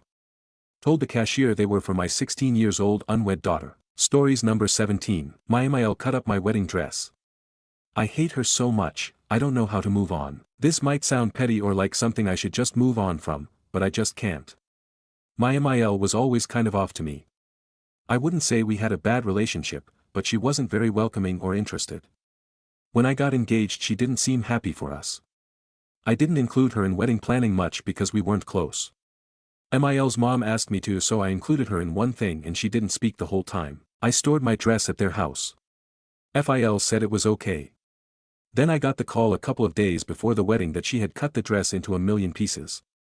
I literally felt like I was going to throw up. In my mind no one could be that evil and the dress was fixable, so we went over there and no, she legit cut it into 1,000,000 pieces. I really think if my husband didn't hold me back, I would have fought her. We still got married but I had to wear a cheap replacement and I couldn't stop crying the entire morning, so it was ruined for me. MIL said she did it because she didn't get a wedding, and because she never got her turn and nothing was ever about her. She didn't seem to feel bad. She seemed kind of in shock she had done it, but no remorse. Trigger warning, the day after she did it she attempted suicide and was brought to the hospital. She got 30-day inpatient and I don't know details but her dad was arrested because of something she said. FIL was also taken in for questioning but released, and she filed for divorce the day she got out. MIL and I are pretty much no contact, but I occasionally see her at family events. She apologized once but didn't seem sorry, and when my husband said he didn't want to talk to her she didn't seem to care. She no longer talks to my husband or her daughter, but like I said we see her occasionally, and I've heard she was in intense therapy for about a year. She just got engaged and the ring is huge and gorgeous, guy seems perfect, and I am just so overwhelmed by how much I hate her and how angry I am. People keep saying it wasn't her fault, she was sick, but I'm at the point where I don't even care. Update, my MIL cut up my wedding dress. We talked in person for the first and last time. I don't feel much better but I got some clarity. I was shocked by how much the last post blew up and how much empathy I got. I thought a lot more people would say suck it up, it was only a dress. Truly thank you, and I am looking into booking a therapy appointment to talk about how much anger I have over this. A couple people pointed out that if I wanted to know why MIL's dad had been arrested, I could look it up online. I wasn't aware of how easy it was to find that stuff, so my husband and I discussed it and we both wanted peace of mind. I looked it up and it was not what I was expecting at all. I'm not going to go into too many details, because if someone recognizes this it is not my story to tell, it is MIL's, but pretty much she was forced and potentially sold into marrying FIL. We both immediately felt sick because we let FIL and MIL's mom around our toddler son. We are still close to FIL and our son adores him. I really felt like for my son's sake I needed clarity. I asked the cousin MIL was close to, if she could convey to MIL that we had some questions and wanted to talk. MIL has blocked us on everything and changed her number. I mentioned that I tried looking her up on social media and couldn't find her. The cousin told me it is because MIL took her new husband's name, which I didn't know they were married, and her cousin started talking about how beautiful the wedding was. I had originally heard they were going to elope, but she said that was because MIL thought it was tacky to have a wedding past 30, but he convinced her she should have that wedding she always wanted. It really did feel like a punch to the gut and I know I have a lack of willpower, but when the cousin brought out her phone, I didn't stop her. I vowed it would be the last picture of her I ever looked at, and then seeing her in her white dress just really hit me that it isn't fair. I don't know what I expected. She modeled for a long time, she works in high-end fashion, but the wedding pictures were gorgeous and it really pissed me off. Anyway, the cousin let me use her phone. I told Mael what was going on and that I needed clarity and to know exact details of who was safe around my son. Mael agreed to meet up. I felt my heart sink, but I thought maybe I would get closure. We met at a coffee place. They were already there when we walked in and the first thing out of Mael's mouth was that she still wants to be no contact and she just wants to be abundantly clear that there will not be a relationship. Fine, we didn't want one either. Mael answered my questions. It was really hard but GMIL and FIL can't see our son anymore. They just can't. I don't think they are safe people, and MIL provided evidence for the stuff she was saying, which honestly made me sad for her because I never doubted. MIL then brought up the wedding dress on her own. She said she snapped because it was another thing she was forced to pay for and she was tired of working so hard so everyone else could have things she couldn't. She felt that we watched and aided in her abuse, which I don't think is fair because there were a lot of red flags, but a lot of stuff we didn't know about. Pretty much all of this abuse was a way to keep her under control so her parents and FIL could take her money, and MIL did not want to pay for the things she did for her kids, such as weddings, cars, and a house for sale. She brought up that she never got her turn, because she was drugged and sedated when she married FIL, she never got to do stuff like proms or birthday parties because of modeling, and she said cutting the dress was cathartic. My husband pretty much told her to shut up, because he knew it was upsetting me. MIL's husband pointed out that we pulled up in a car she bought and said we are both pieces of shit for still driving it. MIL was quiet for a little while and just put her head down on him, it was super awkward and I wanted to leave. Finally her husband said that it is kind of funny because everyone got what they deserved, she finally got her wedding, and I know he was implying we got what we deserved. He asked if she wanted to go, she said yes, and walked out without saying goodbye to my husband. On one hand I understand that MIL did not agree to have him and views him as something she was forced to do, so her parents could control her money, but it makes me mad that she acts like he was a partner in this crime. We are going to have to cut a lot of people out. There are a lot of details I didn't share and they just aren't safe people. What happened to MIL is like something out of a horror movie, they all know but gaslit her for years. Honestly I wish her the best in the sense that she deserves a life, and I know a lot of people are skeptical about the new husband, but he seemed very sincere. I wish her the best in life, but I'm pissed she got the wedding after she ruined mine. I told the cousin that I do not want any more updates, and for my mental health I will no longer attend events she is at. Relevant comments. Commenter 1. Okay, so you know how before we said your feelings were valid. Well they are, but human trafficking is a little more valid. Commenter 2. She was trafficked. I honestly don't find your situation to be very sympathetic. I was totally on your side with the last post but there was a lot you didn't know, and a lot you left out. You couldn't pay for anything and the woman who was sex trafficked snapped. Maybe get some fucking perspective. I think you're making a situation that's much bigger than you to be all about how you've been supposedly wronged. Except I don't feel that bad for you. And it sounds like you did enable this even if you didn't know about every single part. You're entitled. She was raped, trafficked, made to pay for your things. You lost a dress you didn't even pay for. You're driving the car she bought you. How old are you? Are you a victim of child marriage or can you legally work? I'd be giving things back but I guess you can't afford to not live off of the sex trafficking victim. If this is real, probably isn't, I don't know how you can feel okay with how you've behaved. You are being a child. You barely even touch how your husband is feeling with all this. But honestly he doesn't seem that bothered, so maybe he's a bit like his dad, and you don't have much to talk about there. I'm so mad the sex trafficking victim got her consensual wedding. She's a model and I'm mad she looks pretty. Maybe you aren't old enough to work, in which case I take some of this back. Grow up. Your husband telling her to shut up is disgusting. Why can't you do your dream ceremony? Is she supposed to pay for it? You're too good for her but not too good for all her stuff. You and your husband seem like awful, awful people. Good for her for leaving you two behind. Says a lot you'd want to go down the aisle in a dress from rape money and then whine about not getting it. A normal human being would have been glad to not wear that dress.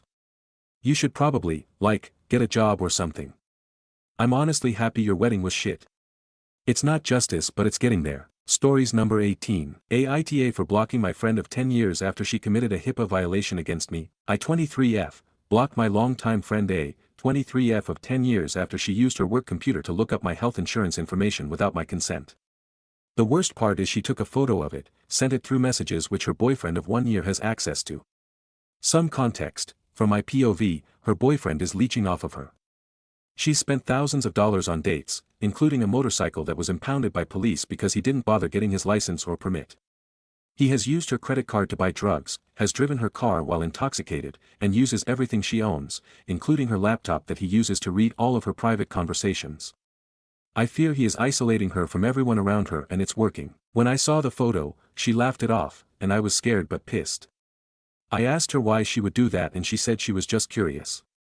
I asked her how stupid she could be, not knowing what HIPAA was if she works at a doctor's clinic.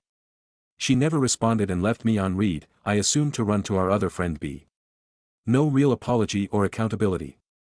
After 2 weeks, I blocked her. I confided in B and C about the situation. C was incredibly understanding, not understanding what possessed A to do this. B on the other hand loves to play devil's advocate and has always had animosity towards me. B said that A only had good intentions and that she was only being playful and trying to connect with me as a friend. I found BS and explained that if A wanted to connect with me, she could have been an adult and communicated with me, asking for permission before risking her job, committing a HIPAA violation and possibly leaking my information. I told B, what if my SSN was on there? What if A's boyfriend saw it as an opportunity to take credit cards out in my name? Days pass, B wants to hang out. I agree, but informed her that I had blocked A and that we were no longer friends. I told her that she and C were welcome to stay friends with A, but that I want to hang out separately. B leaves me on read and doesn't reply for days. When she does, she responds along the lines of, I'm sorry that I hurt you but that if you didn't want my opinion, you should have said so and next time, I'll keep it to myself. It's clear we both have very different opinions about things. IDK, it felt like she was pushing the blame back to me instead of taking accountability. This week, C and I were supposed to hang out. She flaked the first day, claiming she took an extra shift but then ghosted me completely the second time. After a few days, she apologized, and asked if I'm free this weekend. I said, depends, have you heard from B? She replied, yeah, I went out with her yesterday, why? Did you want to do something with all of us together? I realized that B, who mentioned in her apology text that C mentioned a jewelry stand and that we should all go, had gone with C to that same stand the day C and I were supposed to hang out. After B dropped C off, she texted me with the apology message. I've been trying to spend time with both only to be ghosted and left behind. I feel like they used the opportunity to discuss things behind my back. Now, I feel like I'm being iced out. I'm starting to feel like they're planning some intervention/ambush to get me to forgive A. The trust is gone and I feel hurt. I've tried being honest and setting boundaries but now I'm wondering if I'm being excluded for standing up for myself. Now I'm wondering, AITA for blocking A over this? And WIPTA if I distanced myself from B and C too? Any thoughts? Stories number 19. Aita for being mad at my husband for saying he would pick his deceased wife over me. My 34F husband, 37M, was married once before me. She was his high school sweetheart. They started dating their junior year, survived long distance during college, and got married when they were both 23 very shortly after graduating college. She passed away unexpectedly at age 26 from an aneurysm, and it obviously devastated him, especially because they were extremely young. They never had children. He contemplated remarrying because he was so heartbroken, but we ended up meeting about 4 years after that. We got married when I was 31 and he was 34 and have 2 children. The other day, we were at a friend potluck gathering. Everything was going well until one of our friends brought up a new topic that had to do with relationships. She is newly divorced, so it was about her divorce. Others were chiming in with past relationships from high school, college, etc. I had said I never thought I would get married because my luck with men has always been terrible until I met my husband, and I said I felt very lucky to have met him. After a little while longer, my husband brings up his deceased wife. Everyone knows he was married before me and that she passed. He was talking about her and then drops a bomb and goes, if she walked through that front door right now, I'd pick up where we left off. If I am being honest, it felt like someone put my heart into a blender and punched me in the gut as hard as they could. Everyone in the room could sense the awkwardness that followed. To avoid making a scene, I just laughed it off, even though I think it was still obvious that it hurt me. I just felt that if you still felt that way, then why are we married? I've never asked him to get over his wife. I have never had a deceased spouse or even a deceased partner, so I am unsure how that feels. But I would never say that in front of my new spouse. After the gathering, we left and I did not speak to him the entire car ride home or barely the entire night. I did tell him that what he said hurt my feelings deeply and that we could talk in the morning once I've calmed down, because I didn't want to say something mean to him. I ended up sleeping on the couch because he would not leave me alone. It's now the next morning and I barely slept. He is still sleeping. I'm not really sure what to say or what he will say. Update: Aita for being upset with my husband for saying he would choose his deceased wife over me. I also tried to reply to as many comments as I could, but they were flooding in and I got a bit overwhelmed. May still try to read and reply to them. Many brought me to joyous and grateful tears. Also, alcohol was not involved in the sense that he wasn't drunk. My husband is 6 feet 3 inches and almost 250 pounds. He had eaten quite a bit and had 1 beer. He was practically sober. Anyway, we talked. I asked him to let me go first and to not interrupt. He doesn't usually interrupt anyway. This isn't verbatim. Just a rough sketch of how things went. I also included points some of you made. Without mentioning I posted about this, of course. I just want to say that I do not hate you for what you said. I understand where you were coming from. She died and it was something neither of you saw coming. I could never ask you to get over her or to forget her because I know how much you loved her. She was your first love. I do understand that if she hadn't passed, we likely would not be together and you two likely would be. I have always understood this. But to say what you said hurt my feelings and embarrassed me. And even though her coming back from the dead is impossible, if it were, you would leave me and the children? It was probably one of the worst things anyone has ever said to me. It is clear your feelings about her are still raw and it still hurts, and I want you to get counseling, and I want couples counseling very, very soon. He then apologized profusely. Teared up and said how he did not mean to hurt me and embarrass me in front of our friends. He basically said that he thought about it before he went to sleep and came to the realization that he should have kept it to himself. I mean, I can't be angry for what he thinks. He loved her and she died. His feelings are also valid here. Also said that he would never leave me and the children, and that what he said was just a poorly thought out and poorly worded statement. That he was not thinking clearly, and when he said it, he immediately felt that maybe it came out wrong. I asked him how he would feel if I said that to him. He says, yeah. It's bad. I know.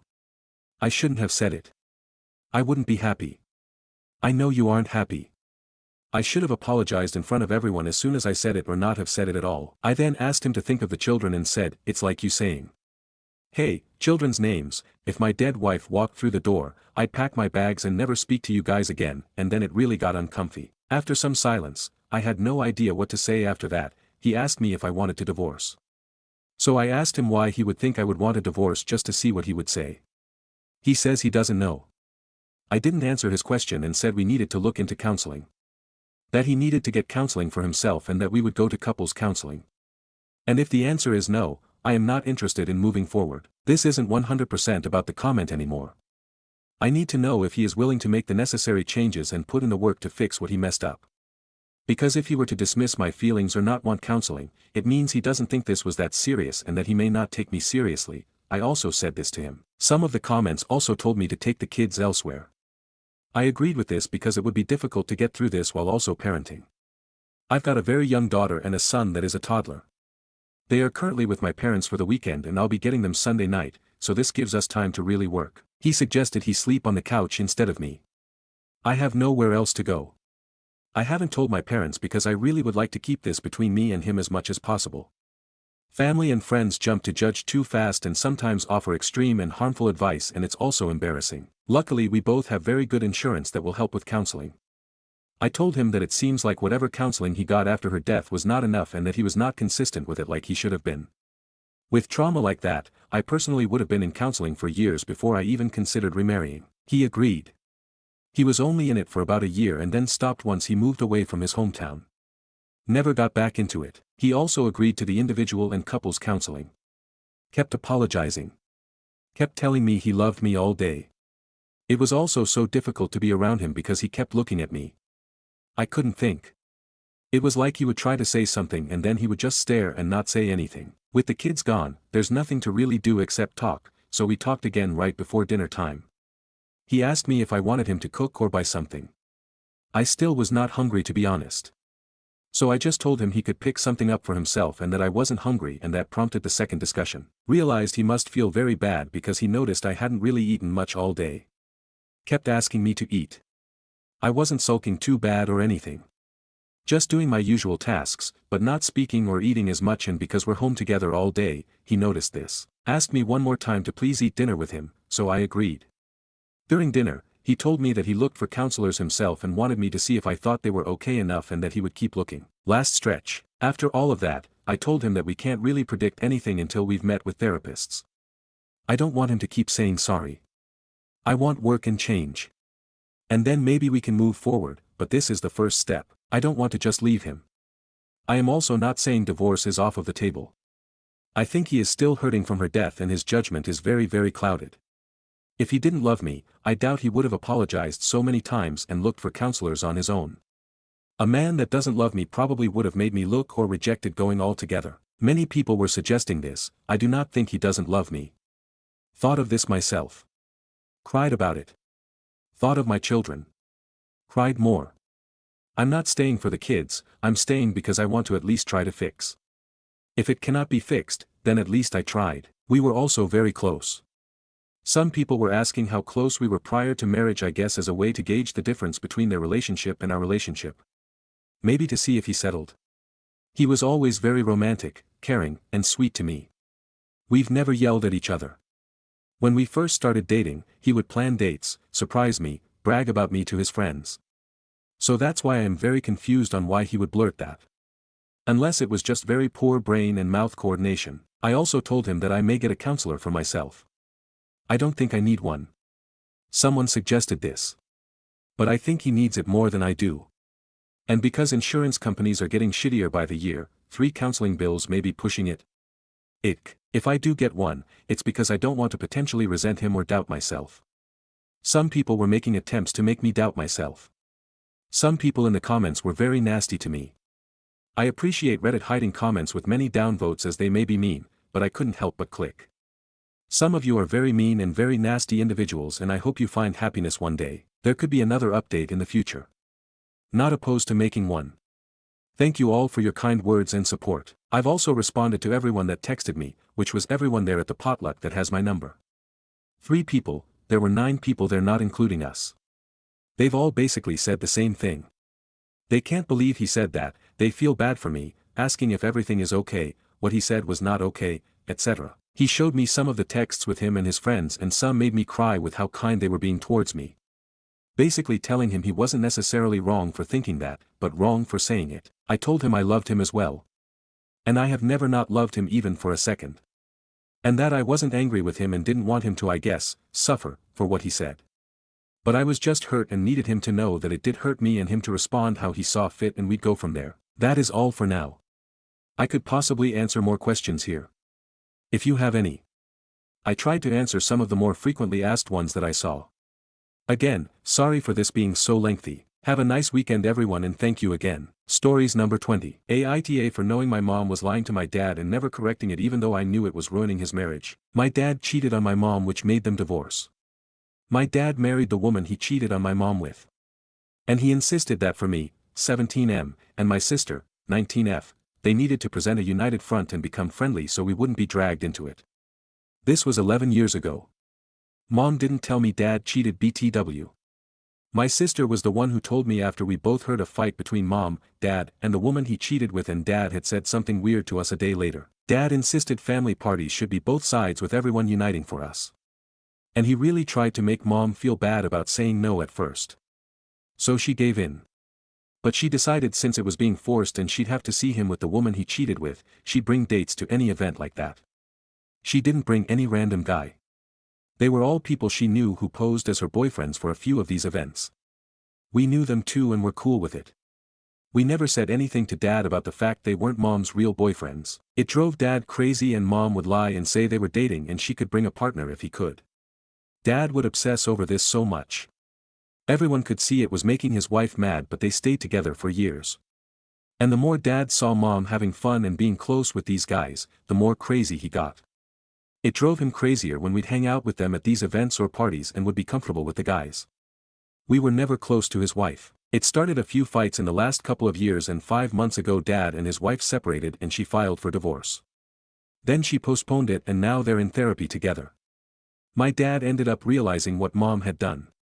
He got mad and asked her what was wrong with her and accused her of trying to break him and his wife up. But when he realized me and my sister both knew and didn't tell him, he got mad at us. My sister won't talk to him so he can't yell at her much. But I still have to spend some weekends at his house and he's mad. He told me I knew it was coming between him and his wife and said nothing. He said that was wrong and it hurt my family. I told him he hurt my family, he broke my family, and I didn't care about his stupid marriage. Then I got a lecture on his marriage isn't stupid and I shouldn't hold the affair against him because he found happiness. I said if that was really true he wouldn't mind mom moving on. He said it was still disgusting that I would help mom lie, so Aita. Stories number 21. Aita for telling my daughter I don't want a relationship with her or her baby right now after she chose her stepdad to walk her down the aisle a couple years ago. My daughter got married a couple of years ago. We've always had a really close bond, even after her mother divorced me and remarried quickly. I was the constant in her life, and I took that role seriously. When she got engaged, she asked me to walk her down the aisle, something that meant the world to me. Unfortunately, just before the wedding, I fractured my right leg badly. I was wheelchair bound for a while and then needed a cane. Even though I wasn't physically at my best, I was still ready to go down the aisle with her, wheelchair or not. But just days before the wedding, she sat me down and very apologetically asked if she could have her stepfather walk her down instead. She said it was just about the flow and look of things and that she wouldn't do it if I said no. I didn't want to guilt her or ruin her big day, so I told her it was okay. But deep down, it broke my heart. And what really stung was that she also did the father-daughter dance with him. I just sat there watching. I didn't make a scene, but I went home feeling like I had been erased from a role that had always been mine. After that, I did start to distance myself. She noticed.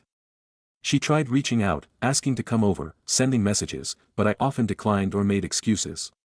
Then last year she called to tell me she was pregnant and that I was the first person she told. I congratulated her, but I was honest. I told her I didn't really care. Her baby is now 2 months old. She sent me pictures, updates, all that. And last night, she called me again and broke down crying really badly and I felt terrible about it. She said she really wanted her baby to meet me, that she wanted me to hold him, be part of his life, be his grandfather. It hurt hearing her cry like that, but I told her I'm just not in a place emotionally to have a connection with her or her family right now. I said maybe in a few years, but not now. To add some context, I'm fully physically recovered now. I've also found someone abroad who makes me really happy, and I've started making plans to settle down there permanently. That new chapter of my life has been helping me heal, and I'm not ready to reopen old wounds. Stories number 22. Off the fence, and having to face a breakup with my 25F partner, 27M, because of it. I don't know why I'm writing this. I think deep in my heart I know the right choice, and that is to end it all.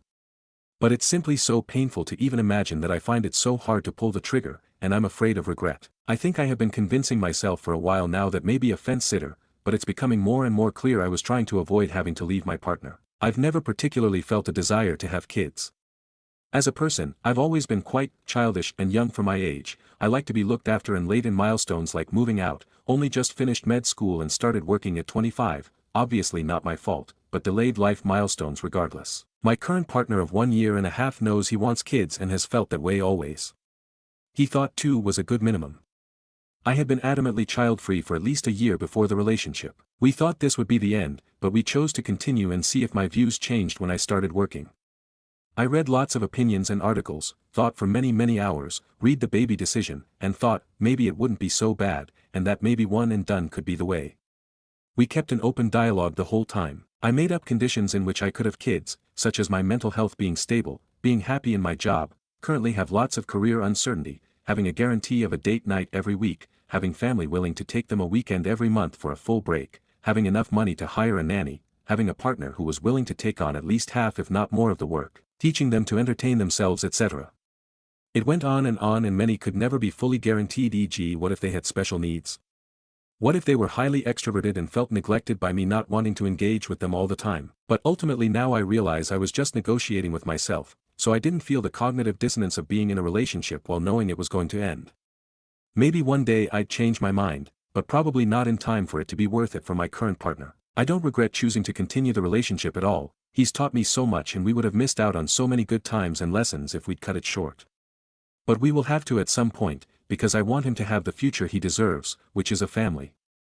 And he deserves to have it with someone who wants it just as much as him, not someone who has to painstakingly convince themselves they could deal with kids with conditions. Someone who isn't really interested in the daily grind of parenting doesn't really want to be a parent. It's tragic because I'm so incredibly happy in this relationship. He's so accepting and non-judgmental, thoughtful, empathetic, and caring. We share the same sense of humor and always have such a great time together. We balance each other out, with him being more grounded and good at encouraging me to act, while I help him open up emotionally and have lots of thoughtful insights to share. We have very similar values which we hold very closely and believe in authenticity and empathy. Without this issue, I'd happily see a future with him in the long term. He would definitely be an all-in parent. He is willing to be the stay-at-home, or happy if I wanted to, or for both of us to work. He's just flexible for whatever. He loves cooking for me and caring for me, and I know he'd be an amazing father who made his children feel loved and do anything for them. He supports me and encourages me to do things to better my life. He's involved in teaching kids weekly as a passion project and is involved in supervising international kids camp every year or so. Honestly, as someone who had poor emotional parenting myself and have grown from how he validates my feelings and helped me come out of my shell, I sometimes wonder if why I was so drawn to him romantically is in part because of this caring nature. As if it's the same qualities I love in him that would make him a great parent. I'm so afraid I'll never find someone as good as him again. It's a weird feeling, but I almost feel afraid that anyone who is as selflessly caring as him would want kids. Not saying child-free people are heartless, especially as I probably am one, but I do wonder if we are more selfish. He just naturally cares for people, including me, and doesn't see it as a sacrifice when he goes out of his way to help me or give up his time. But in a weird way, I want a partner who I can care for and can care for me, but I don't want to care for a kid who won't care for me back, at least for a while, and no guarantee. The only other reasons I'd want a kid is having another person there when I'm older or if my partner dies early. And in a way also to be able to give them a better childhood than I got, but that's not a huge motivator for me, it's more just nice and poetic to imagine. Anyway, some of the reasons I know parenting would be a struggle for me include: I am very empathetic and have deep personal values, but I am selfish when it comes to physical tasks like household chores and cooking. For example, I can't lie even in games like Among Us where you're pretending because of how wrong it feels. I tell my partner how much I adore him all the time and am always sensitive to other people's feelings. I would happily listen to someone's worries if they needed someone to talk to, but I wouldn't stay late at work to help someone else with tasks, or want to help people move house, etc. I often cook in bulk to avoid having to think about it for a few days because of the burden. Those kind of menial physical tasks are more what childrearing involves, rather than deep meaningful conversation or emotional support. So I would suffer a lot having to do such tasks every day. Driving them around, getting them to get out of bed, making food for them, I feel I'd have to feed them proper food, rather than the same leftovers for days and days in a row. I get easily stressed as well, such as at work during times I have to work long hours and have many demands on me. Often not even life or death stuff, just patients wanting to complain about something or needing insurance paperwork gives me stress. I like things being organized and as convenient as possible. I don't deal well with anything that doesn't go to plan. Children are probably the most unpredictable things ever, and if I'm not flexible, there's no way I can deal with their constantly changing needs and moods. When I'm overwhelmed and busy at work, I can't sleep well and can't relax even in my spare time. If my life with kids was a constant list of tasks to keep in my head, I suspect that same chronic stress would make my life miserable, even if I did get breaks. I don't do well without 8 to 9 hours of sleep, and obviously this is difficult with kids. I'm a person who's been through a lot of personal trauma, including a childhood marred with neglect, and have very strong emotions which can be very negative. I'm someone who likes to be looked after, understood, emphasized with, who likes adults who can respect my emotions and be grateful. I would struggle with being triggered by kids who have no care for my mental state, not because they're bad people, but because they're dealing with learning about a confusing world, but same effect nonetheless. I'm very sensitive physically, to pain and pleasure. All of the physical pains of pregnancy and childbirth would be unbearable to me. I once had an accidental pregnancy which I terminated later, but the nausea was intense and was the worst few months of my life. I know I could regret not having kids, but as my mental state and personality is now, I'd lose a lot more by having kids. I'd go through many years of pain for uncertain return. And while biology has a way of making you not regret it and making you love them, that's a moot point when you don't have to have them in the first place. So I think I will have to end things sooner or later, for the good of both our futures. TLDR, never really wanted kids. Met wonderful partner who does. Did lots of soul searching trying to convince myself kids may be alright. That never lit the flame of desire in me, and I'm facing having to break up with him. Don't know when to cut it off. There's still so much I want to do together, but it's hard knowing it will end. Edit. Thank you so much for all your kind words, it means so much to me and makes me feel less alone in this struggle. I'll reply individually later, but just wanted to make that known. Relevant comments. Your message was so lovely to read. It does sound like your situation is very similar, and it's so natural to fall into trying to fit the pieces together. I don't regret all the soul searching I did. I think it at least made me explore those options in my head. I definitely thought about those kinds of things, like wanting a C-section under GA or negotiating how much work you'll want to do. I can relate to that feeling of freedom but intense sadness as well. It feels so wrong at first because you imagine the end of the relationship and all that means, but when I think about never having to go through the hardest parts of having a child, I feel relieved. I told my partner yesterday after writing the post about my new feelings. I think I did push the agenda of wanting to end it for his sake a bit hard. Reading your post makes me realize it is truly his decision how long to continue the relationship for. All I have done is provide information. I will keep discussing it with him. About my prejudices, yes, I definitely have them. It feels like it is so normalized in society to have kids, and I know it's not rational, but you can't help but feel abnormal. This made it easier to try rationalize it all to myself, like everyone else seems to find fulfillment in it. Maybe you would too if you did it. But you're right, mutual care isn't compatible to both of you having to focus on another small human. I have found more hope in this thread that I can find a relationship out there one day like the one I have. Reply. Yes, I often think if everyone put more thought to parenting rather than thinking of it as a default, we'd have far fewer neglected and abused kids in poor situations. That's why I will never have a child if I am not 100% committed to making sure they are cared for and in a fostering environment, and I can't promise that without ruining my own integrity of self. I agree. I think lots of parents want kids so badly they will accept substandard life conditions, can accept the risk of things going wrong, etc. But for me, I don't think I would accept those risks. Indeed, I really think this relationship has enriched my life so much in such a, relatively, short time, and will have affected me positively for the rest of my life. Update April 8, 2022. TLDR of situation, never really wanted kids, met wonderful partner who does. Did lots of soul searching trying to convince myself kids may be worth it because the relationship was so good, but I never truly felt desire for it. Mostly I was compromising lots of things important to me for something I didn't think I really wanted. Now the update, the breakup was intensely hard, of course it was. Despite only being together for approximate 1.5 years, that's definitely enough time for it to be devastating and for the other person to be deeply entrenched in your life. The last weekend together, we cried together for hours in the car while exchanging cards and gifts.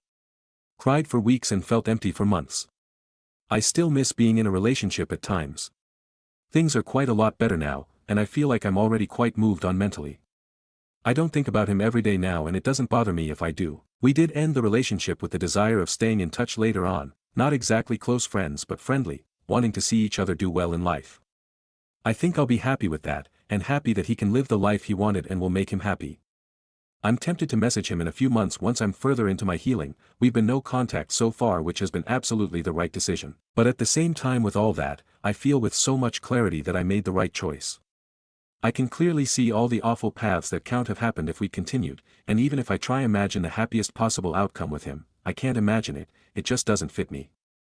It's so clear to me now that I feel strange to have questioned it so much, but I suppose love plus a healthy dose of social conditioning will influence anyone. In fact, I moved into a new flat not long after this all happened, and my flatmates, who are like 3 to 7 years older than me, have the same views on kids as well as many other things in society. It gives me a kind of comfort in being understood. There are definitely people happily living the way they want to live, and that's perfectly fine. I didn't have many older role models before. I'm sure they'd laugh at the idea of being role models though. Frozen pizza for dinner is a common sight, ahaha. I definitely wouldn't want to date seriously for a while, but I've had a few cute moments and compliments, and that gives me enough hope for the future. My friends have been wonderful through it all, and honestly that's worth more than anything.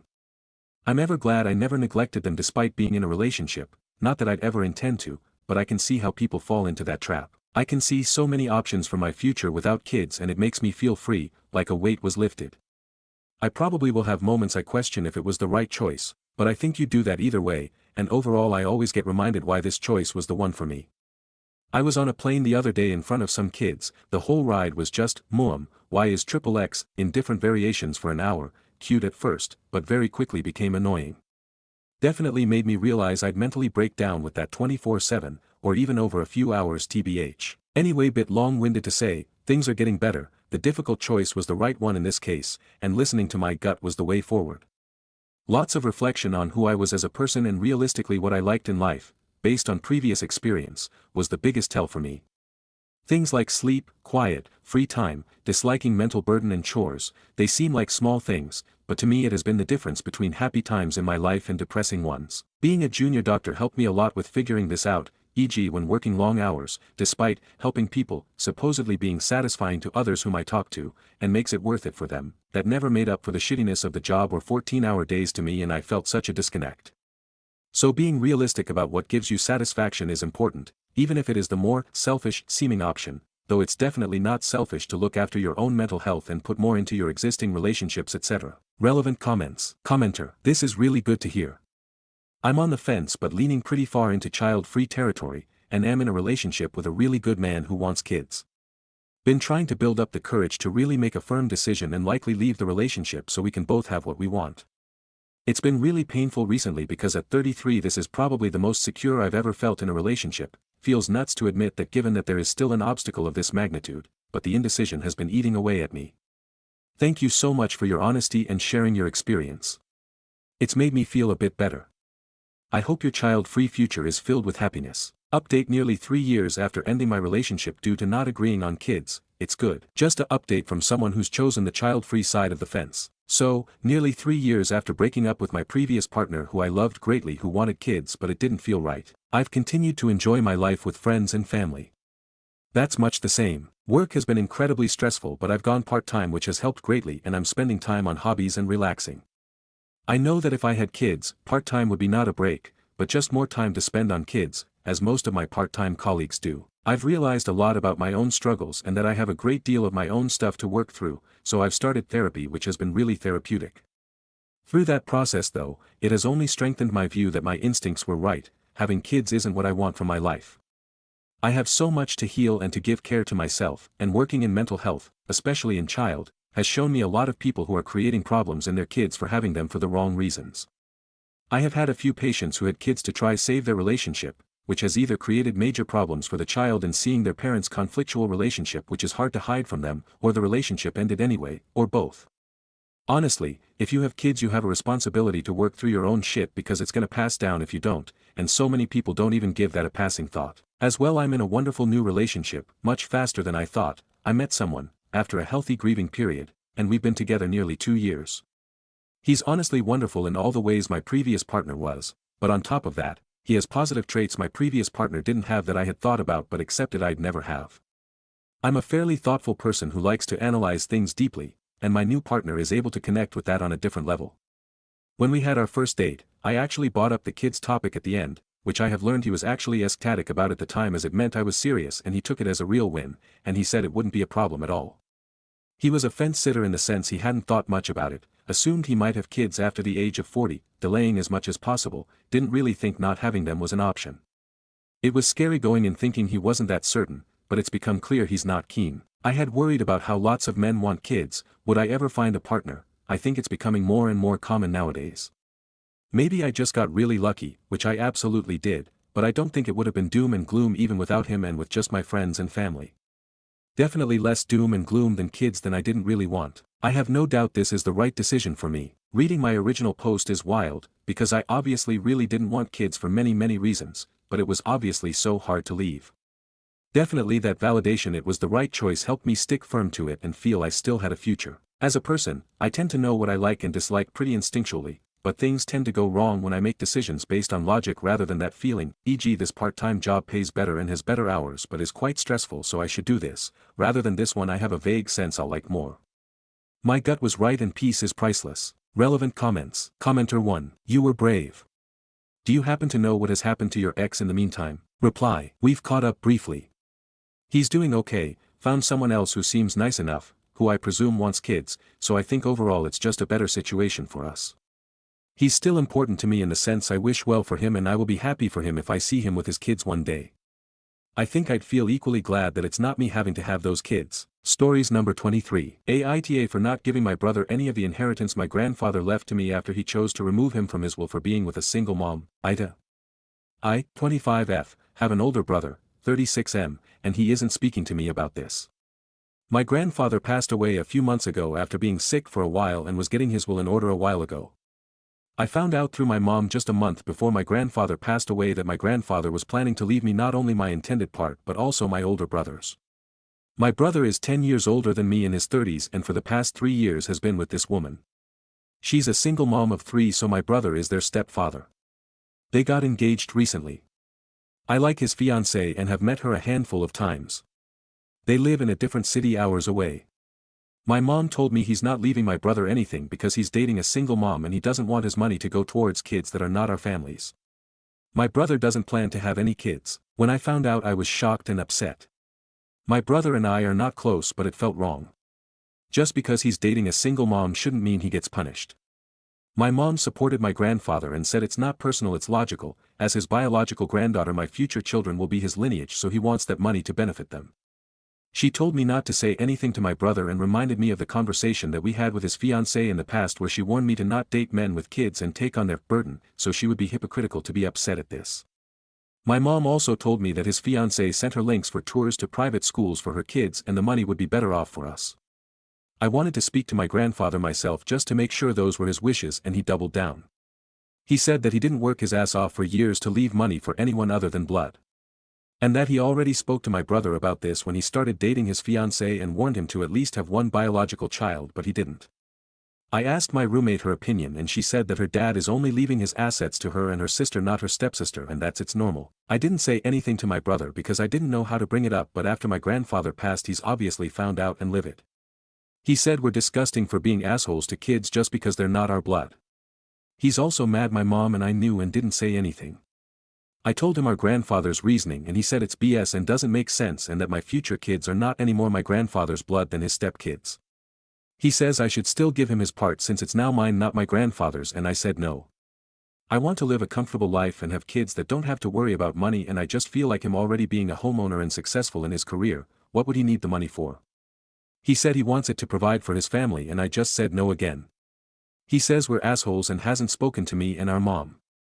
His fiancée also texted me saying that we've no alienated her and her kids from our family and we only have ourselves to blame. Stories number 24. AIO for not wanting my girlfriend's mom to have a set of keys to our apartment. My girlfriend's mom visited a few weeks ago and we lent her our guest set of keys because she stayed the weekend and we did not want her to be stuck outside of the apartment if we were out. We are both in post-BAC programs with crazy hours.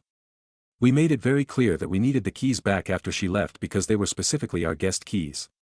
On Monday before we left for school, she made a big show about how she was putting the keys back into our key bowl.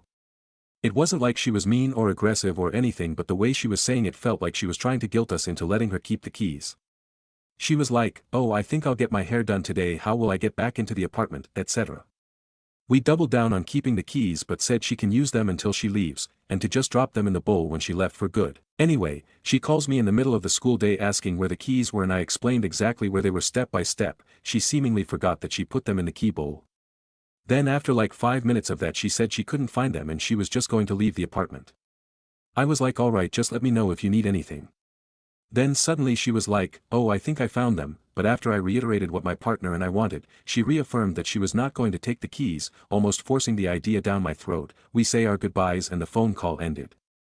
I got really weird vibes about the situation but thought nothing of it. I let my partner know on the way home from school about it, and she was kind of dismissive of the vibes I got, more worried that she left the apartment completely unlocked.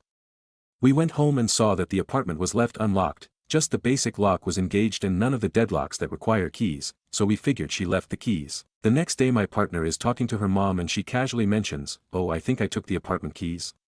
Then started saying stuff like, oh, I must have dropped them in my purse, and the one that really got me, oh, that must be why I couldn't find them. Obviously I was internally freaking out after she said that because it directly conflicted with the story I heard from her when I was alone. When she was done talking to her mom I was kind of freaked and made it known exactly how I felt and what I thought she was doing. She kind of just dismissed everything I said and said that her mom was dumb and ditzy and that she was incapable of scheming. She later promised that she would go to her mom's house to pick them up because I was freaked about the invasion of privacy and even told her that if she comes back with a new set of keys it would be a problem. That's when I found out that there is some special card that needs to be used to copy the key, otherwise it would be illegal. We talked about it again a few weeks later with some of our mutual friends over drinks and they also kinda were acting like I'm crazy, but one was like it's understandable because that is something my mom would do. Now, she visited again about 2 months later, this time saying she was going to stay with one of her friends for the weekend. My partner planned to have dinner with her but she got home a bit late.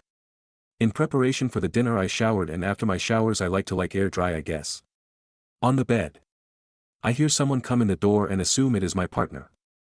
I thought it was weird that she didn't come in to say hi to me but either way, my, very smart, cat cracks the door open to say hi. I walk out to hang my towel in the bathroom, completely naked mind you, and get dressed. Then I go into the living room to say hi, thinking it is my partner, but it was in fact my partner's mother. I shit you not, the first word that comes out of her mouth is, I thought I was alone. I'm internally freaking out but decide to stay because I'm mad sussed out at this point and didn't want her going through our stuff. She says she made a copy of the keys and that she put our set back. I just go, oh, and try to act normal while internally fuming.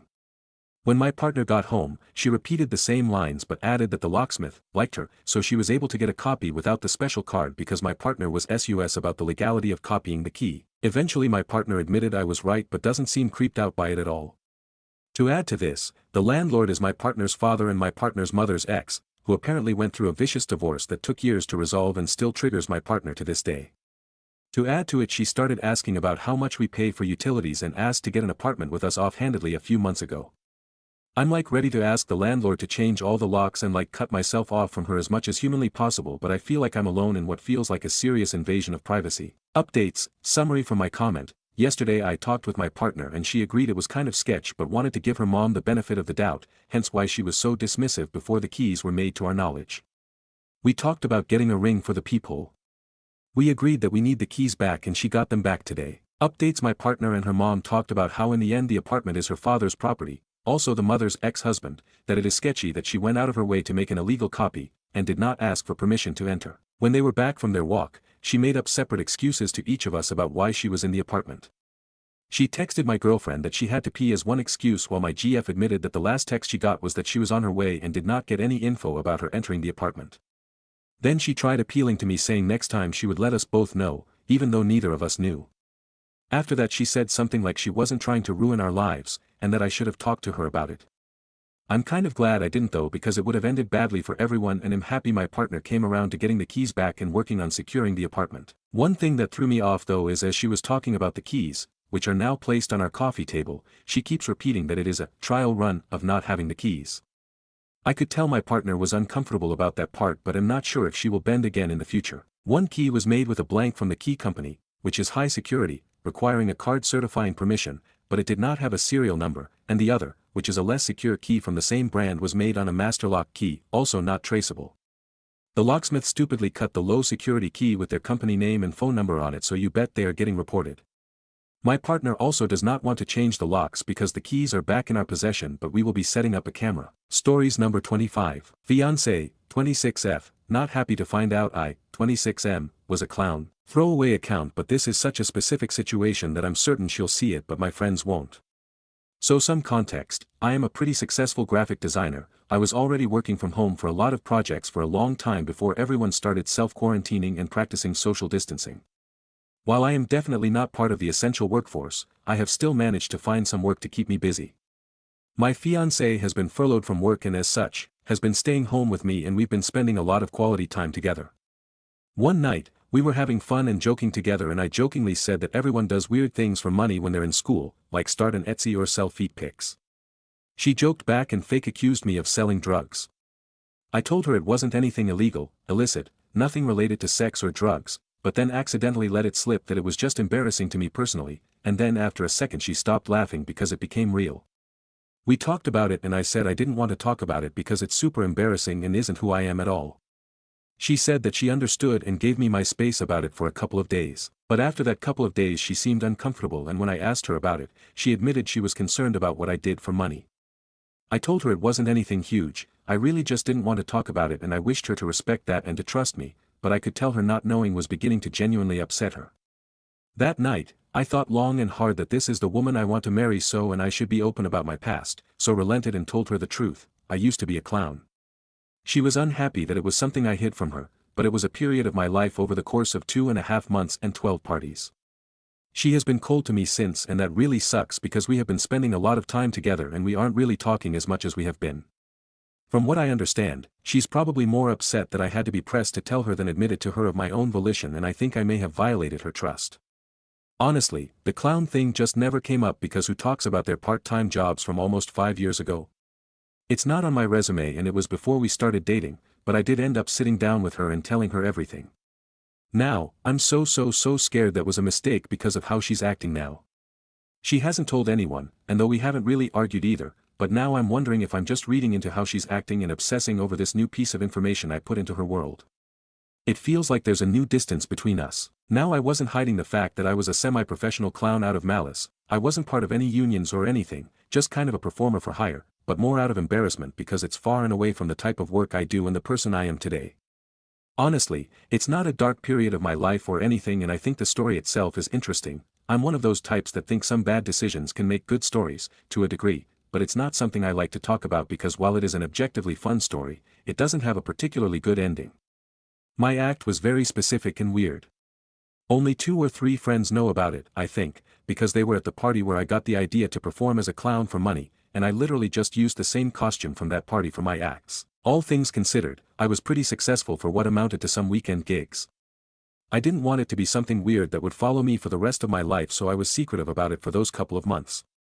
I was always paid in cash, never check, and this was before electronic payments were huge, as in I didn't have Venmo or do PayPal. Surprisingly, made a few $1,000s that I had put towards some of the fun things I own, game systems, electric skateboard, etc. But I stopped when that terrifying clown hoax of 2016 was happening and heard that people were getting ready to gang up and beat up clowns. So I thought it was best to cash out and hang up the clown costume, so to speak. Also because I know it'll be asked, back in uni, I was an athlete as well. Kind of. I was part of a martial arts club where we would perform martial arts choreography at certain school events. It was kind of like color guard but with punching. When I told fiancé this during our first few months dating, she made fun of me relentlessly for days but she ultimately thought it was kind of cool. Anyway, I put that athleticism in my act, where I'd break boards and do some parkour, but I'd also do some clown stuff like smack myself in the face with whipped cream in a dollar store pie crust and talk in a stupid voice and trip. It was fun because I was making little kids laugh and impressing them more than I was scaring them. Sometimes I'd get a parent involved and have them steal my clown nose and run away, and I'd trip and fall chasing them at first, which would set up the parkour chase scene of my act after I put some distance between us. By the way, it's hard to convince big dads that yes, I will absolutely catch up to you and it will be much faster than you think. The kids love the act and I learned I would generally get paid more if I involved the family, with plenty of warning beforehand of what I was capable of. I never, ever, advertised this. This was just word of mouth and I think all of my clients knew each other in some way, and knew me as basically a friend of a friend. Anyway TLDR, told fiancé about my part-time party clown gig and now she's being distant with me while we're quarantined and I'm unsure what to do. When should I have disclosed in our 2.5-year relationship that I was once a clown? Relevant comments. Commenter 1. Dude, why are you acting like being a clown is on par with serial killing as a part-time job? I personally would have found that super funny and endearing. I think your girl's reaction is really weird and uncalled for. Commenter 2. I don't think the girl is upset because he was a clown. I think it's more that he wouldn't tell her, and let her imagination run wild, probably feeling anxious, for days, and all for something so minor. If my fiancé didn't trust me enough that he refused to disclose that he was a clown, I'd find that upsetting. Commenter 3. Yeah, let's be honest, with that build-up my first thought totally would have been stripper and or callboy. And frankly, I'd also probably been a bit put off by the fact that he didn't just say it, but made me think who knows what for days and everything. It's just extremely weird. OOP on how he got into being a clown. Well, to be fair, I didn't do it because I was hurting for money. It started out as a favor to a friend that ended up snowballing into a paying gig that paid for some fun toys and knickknacks and a whole lot of pizzas. I know that it wasn't her intent to make me feel ashamed of it and I don't hold it against her. Also, the other comments have pointed out she basically might just be getting stir crazy, which we have talked about happening. It's more that I did it for a short period of time and it was in a time of my life, an entrepreneurial, 21-year-old, where I did a lot of dumb and weird shit and I attribute my brief stint as a clown as one of the weirder ones that is largely unbelievable. Update. Wow, so I wasn't expecting this to blow up as much as it did. Or like at all. I have spent a lot of my work from home, reading all the comments and replies, and tweets. Fiancé and I sat down and talked about it. I told her about this post because I was genuinely concerned about what I should do in this situation and I have a bad habit of making joking about bad situations sometimes, but we had a civil discussion. She told me that the reason she was acting distant was because, like some of you said, she thought I was lying about the clown thing. The reason I was embarrassed about it is because I didn't fully commit to it. No matter how it is phrased, telling someone you were a party clown for 3 months either gets met with, wow that's cool, or holy crap what a lie, and she, like so many of you, went with the latter. So we talked about it like adults. I calmly explained that I was not lying, and that the story is stupid and inconsequential, but the circumstance in general of being a clown, from start to finish, is unbelievable in a way. I got the idea of being a clown at a costume party when a former friend told a drunk me he thought my costume was fun and that I should be a clown for his nephew's birthday party. I thought he was joking until he actually contacted me about it the next Saturday and said he'd pay me $100 to $200 for the whole day. Being 21, that's a lot of scratch for being an idiot for a bit, so I did it and then it just turned into a thing. I told her I stopped being a clown because I didn't want it to get out that I was one so publicly, and it was around the time I kept seeing posts on Twitter and Tumblr about people getting together to go hunt clowns, and I felt that even if it was fake, the chance of it being real and it happening to me was not really one I wanted to take. It was fun for a bit. If I had been a clown for like half a year I'd probably tell more people about it, but doing it for a short period of time comes off as kind of a lie. If you need proof, literally read half of the comments on this post. My fiancée is not crazy and high maintenance, she's normal, a little wild sometimes, and kind of cooped up here, but I love her all the same. Anyway, she believes me, which I'm grateful for. I apologized for not telling her sooner and she apologized for pressing me to talk about something so clearly weirdly polarizing. Like really, this wasn't so much a post asking you all to take sides in the matter like you are all so seemingly ready to do, but more like asking advice on what I should do to try and bridge the gap in communication. She still seems to have some reservations, so I promised her that I would try and do my act for her in the park when the quarantine is lifted. She asked me to do it for her now, but I told her our apartment is too small and filled with things that might break. I talked to her in my clown voice and she hated it because she said it, in her words, sounds like Goofy on speed. Thank you, everyone. Final comments. Commenter 1. Also, I sense that it was probably more difficult for you to come clean about this, since when you told her about the martial arts thing her first reaction was to mock and ridicule you. For days. I would honestly understand you hesitating to open that part of your life up to someone who is so willing and happy to make you the butt of the joke. Reply. Thank you. You understand. For us it's water under the bridge, and she has since apologized and we watch martial arts movies together, sometimes at her suggestion, which is also another reason among the list of many I asked her to marry me. Commenter 2. Have you brought up to her that the fact that she made fun of you relentlessly for doing martial arts might have played a part in your reluctance to tell her about this part of your life? If you want to be trusted with information, you have to act in a trustworthy manner. Reply. This comment was actually really insightful and she read the comment and brought it up in our conversation. Thank you for your input, truly. Stories number 26. Aita for bringing my dead father up in front of my mother's new husband. I'm 27F. My father passed away of cancer back in 2018, when I was 20. Last weekend, my mother remarried. I get along well enough with her new husband, he's a cool guy in general, treats me and my mother well. He also has a 13-year-old daughter from a previous relationship, as he's been married and divorced his ex. They have a 50-50 custody split of their daughter. During the wedding on Saturday, everyone had fun, I even shed some tears of joy for my mom. But Sunday, something shifted. My cousin asked if I am going to call my mom's new husband dad. I obviously said no. I already had a dad and was a fully grown woman by the time he came into my mother's life. After that comment, my mother and her sister pulled me aside, and started yelling at me to stop bringing up my father in front of her new husband because he's jealous of a dead man. His ex is alive and they see each other every other weekend to pass the kid, but he's jealous of a dead man. I basically told them to get off me. That I do not do it deliberately, but my father had been my father for 20 years and naturally I bring him up sometimes in passing. Especially to my younger cousin who was only 7 when my dad passed away and barely remembers him. My aunt went into a whole tangent how my dad was important to me but is not important to anybody else anymore and I should let go and move on instead of talking about him because everyone else is. That, in turn, made me cry and I didn't speak to either of them for the rest of the day. Aita for bringing up my dad sometimes. Is it reasonable of my mother's husband to be jealous of a literal corpse? Stories number 27. My brother told me I should quit making video games and work in construction with him, because that's what men do. I'm a game designer, 28Y.0, and have 5 years of experience. About a year ago I started working on a game of my own. It went pretty smoothly and after about 6 months of development a publisher contacted me and offered help with the marketing and delivering the game to the players once it's released. Now I'm about 5 months away from the finish line and the game is solid. We have good feedback from the people that tried it, but yesterday my older brother told me out of nowhere that I should quit doing this game. He said I should know when to stop and that in the real world, if something doesn't work or doesn't bring money is not worth doing and I must be mature enough to understand that. When I asked him what I should do instead, he said I should go work with him in construction and accept reality. He told me that once he tried to start a business and he quit at the right time and it's time for me to do the same. The thing is, I've been funding the whole thing myself. I work 2 jobs, one full-time and one part-time, to cover my rent, my bills, and my game development. I don't ask for help. I don't rely on anyone. That conversation shook me a lot, because I was very passionate about it and I thought everything is going well. I think I expected some support from my family, which I never had, not discouragement. The truth is that so far I've got more support from friends and strangers than from my own family. It's hard to admit but I feel very hurt and don't know how to deal with it. Maybe I need some reality check and actually have a better perspective on the situation. Has someone close ever told you that you should give up on something you were doing? And how to deal with that? Update: my brother told me I should quit making video games and work in construction with him, because that's what men do. 2 weeks ago, I shared here how my brother told me to quit working on my game and accept reality.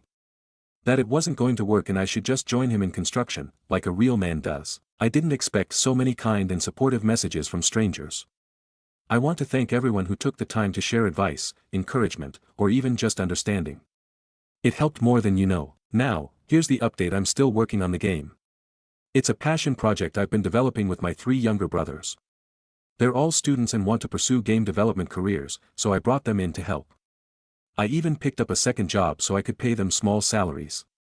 It's not much, but I believe that all work must be paid, even at the beginning. After that first conversation with my older brother, where he told me to quit, even though I have a publisher and I'm only a few months away from finishing, I decided to distance myself from him.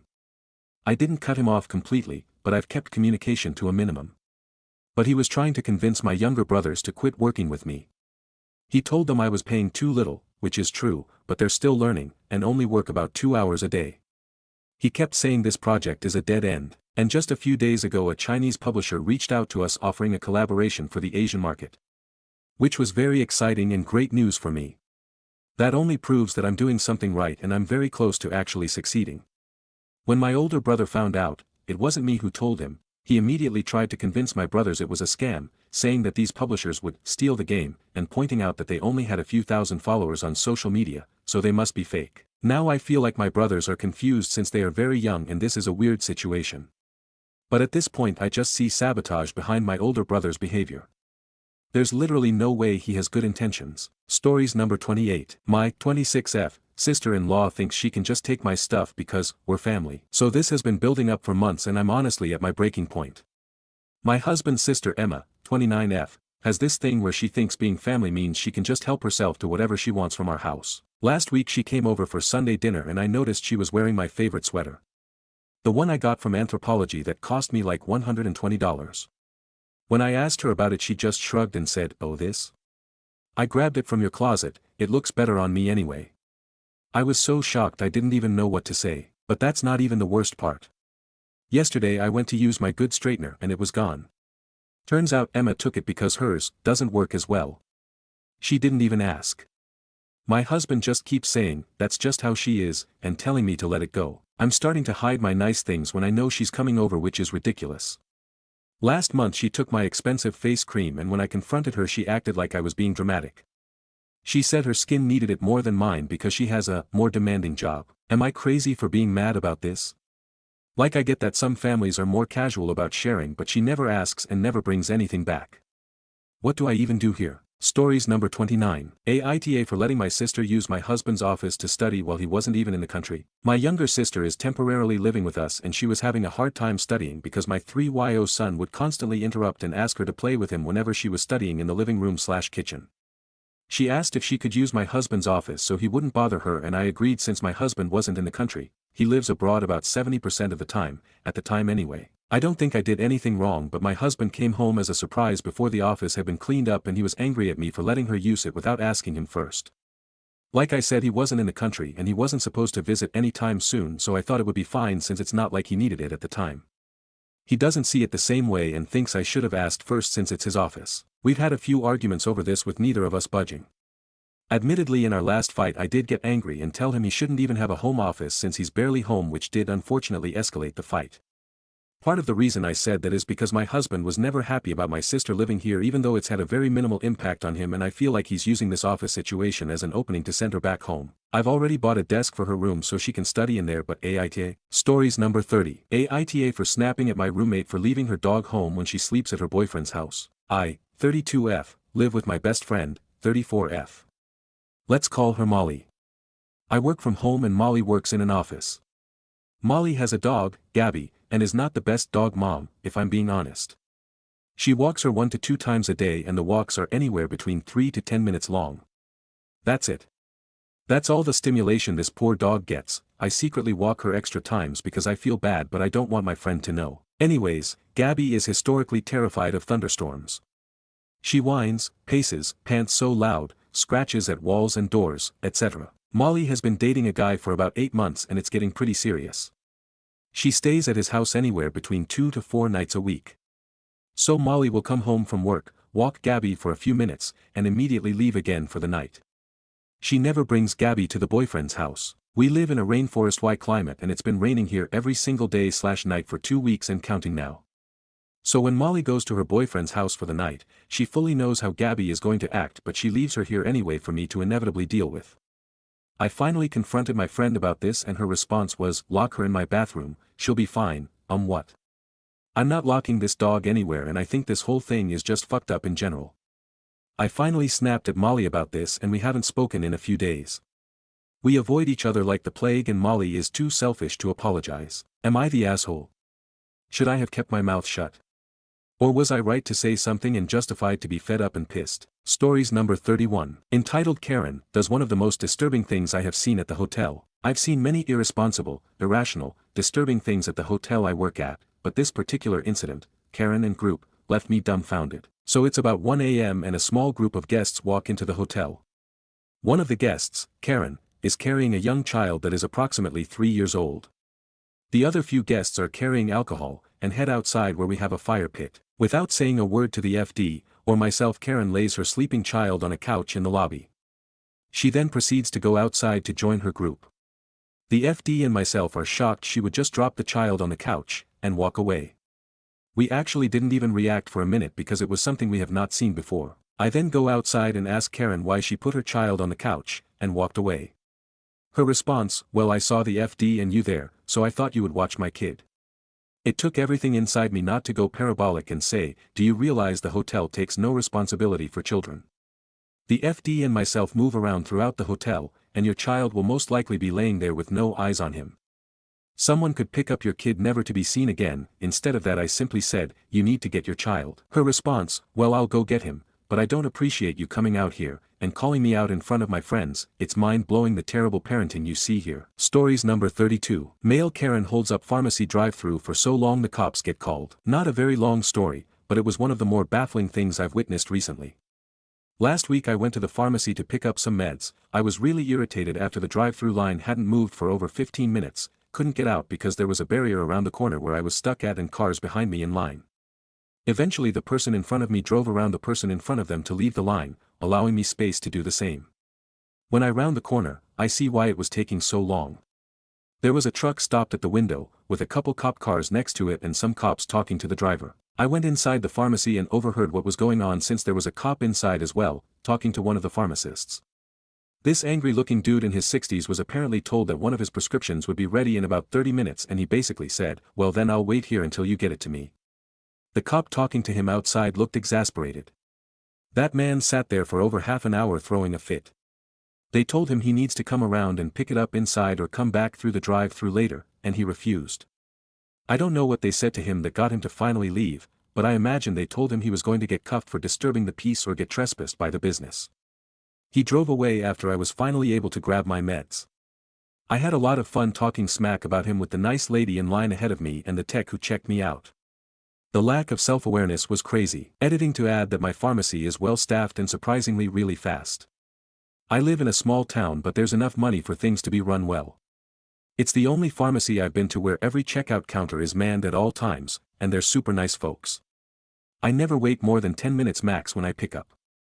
He really had no reason to do what he did. Stories number 33. Fiancé lied and spent all of the money she was reimbursed for after her work trip that I paid for. My fiancé had a work trip planned to attend a conference. I decided to tag along because it was a city that I had never been to before. She informed me that her work would reimburse her after the trip once she submitted an expense report. Her credit card was completely maxed out and didn't have enough money to cover any of the costs, so I offered to help pay since she was going to be reimbursed. So I ended up covering 4 nights in the hotel that her conference was located in, $800, her plane ticket, $450, my plane ticket, $350, and the rental car, $400. I knew from the start that I would have to cover my ticket since I was just tagging along and I was fine with that.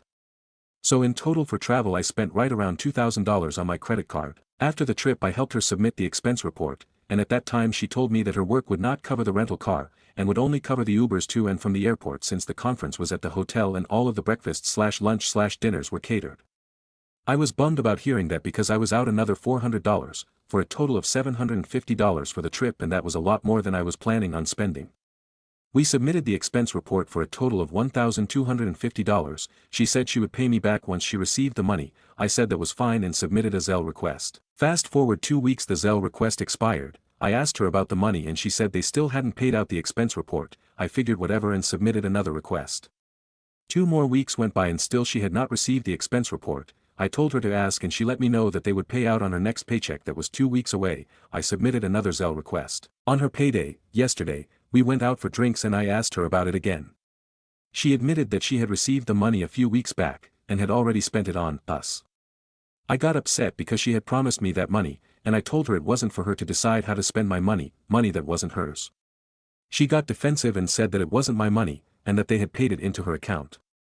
Obviously I got furious and said some things that I probably shouldn't have, and she finally sent me $800, which was the rest of her paycheck for the next 2 weeks.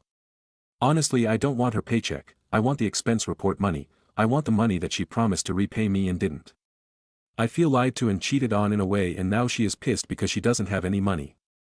Also, if she gives me her whole paycheck then I am going to have to cover all of her expenses anyways, so it doesn't make sense, and will just create more resentment over the next 2 to 4 weeks. She is mad at me, but she still hasn't apologized, or even recognized any wrongdoings because she feels like the money her work gave her is hers, and it's fine because she spent it on us. Stories number 34. AIO for refusing to apologize after not clapping for my niece's coming out speech at my dad's funeral. This is so messy and I feel awful just typing it. My dad passed suddenly last month and we held a small memorial service. During the open mic, people were sharing heartfelt stories about him. Then my 18-year-old niece got up and started talking about how she always knew she was different, and how my dad inspired her to be her true self, then came out as bisexual. At the funeral, everyone clapped. I didn't. I just sat there kind of stunned. Not because I was against her or anything, I'm pan myself, but because, why now? Later, she told me I looked disgusted and she cried after the service. My sister, her mom, said I should apologize to keep the peace, but I genuinely didn't mean any harm. I just didn't feel like that was the time for applause. AIO for not fake clapping. Stories number 35. My neighbor thinks I'm unemployed because I work from home, and now I'm questioning everything. My neighbor has decided I'm some kind of unemployed hermit. She made a comment yesterday about how nice it must be to not have to work, while I was getting my mail in sweatpants at 3 p.m.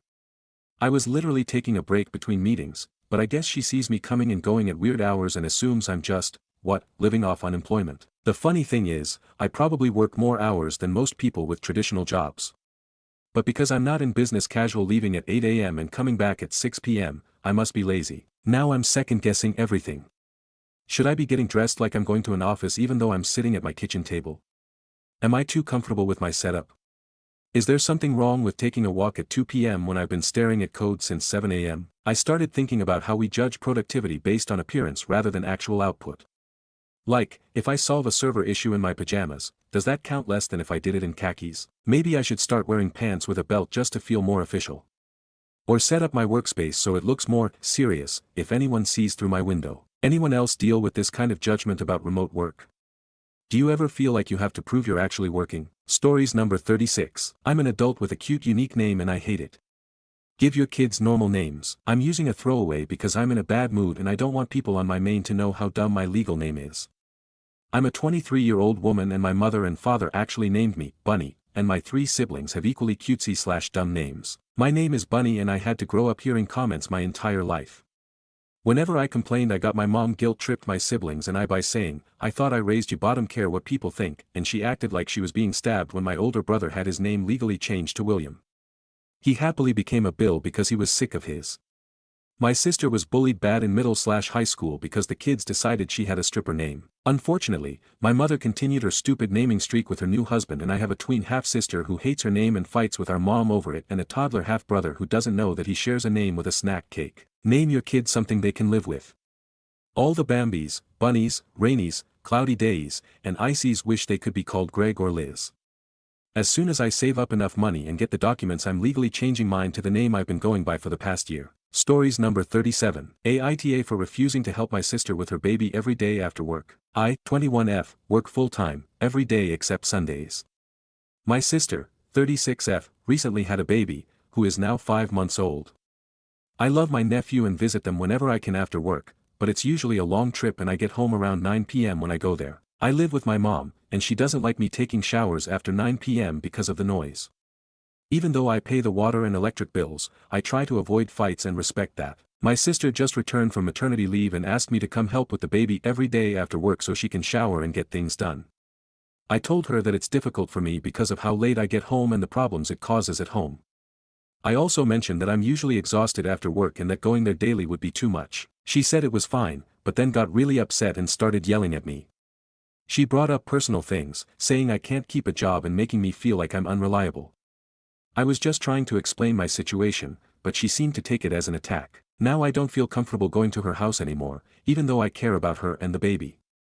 She has a husband and in-laws who could help her too, so I don't feel like it's fair for her to expect this much from me. Still, I worry that my family will think I'm being selfish or uncaring.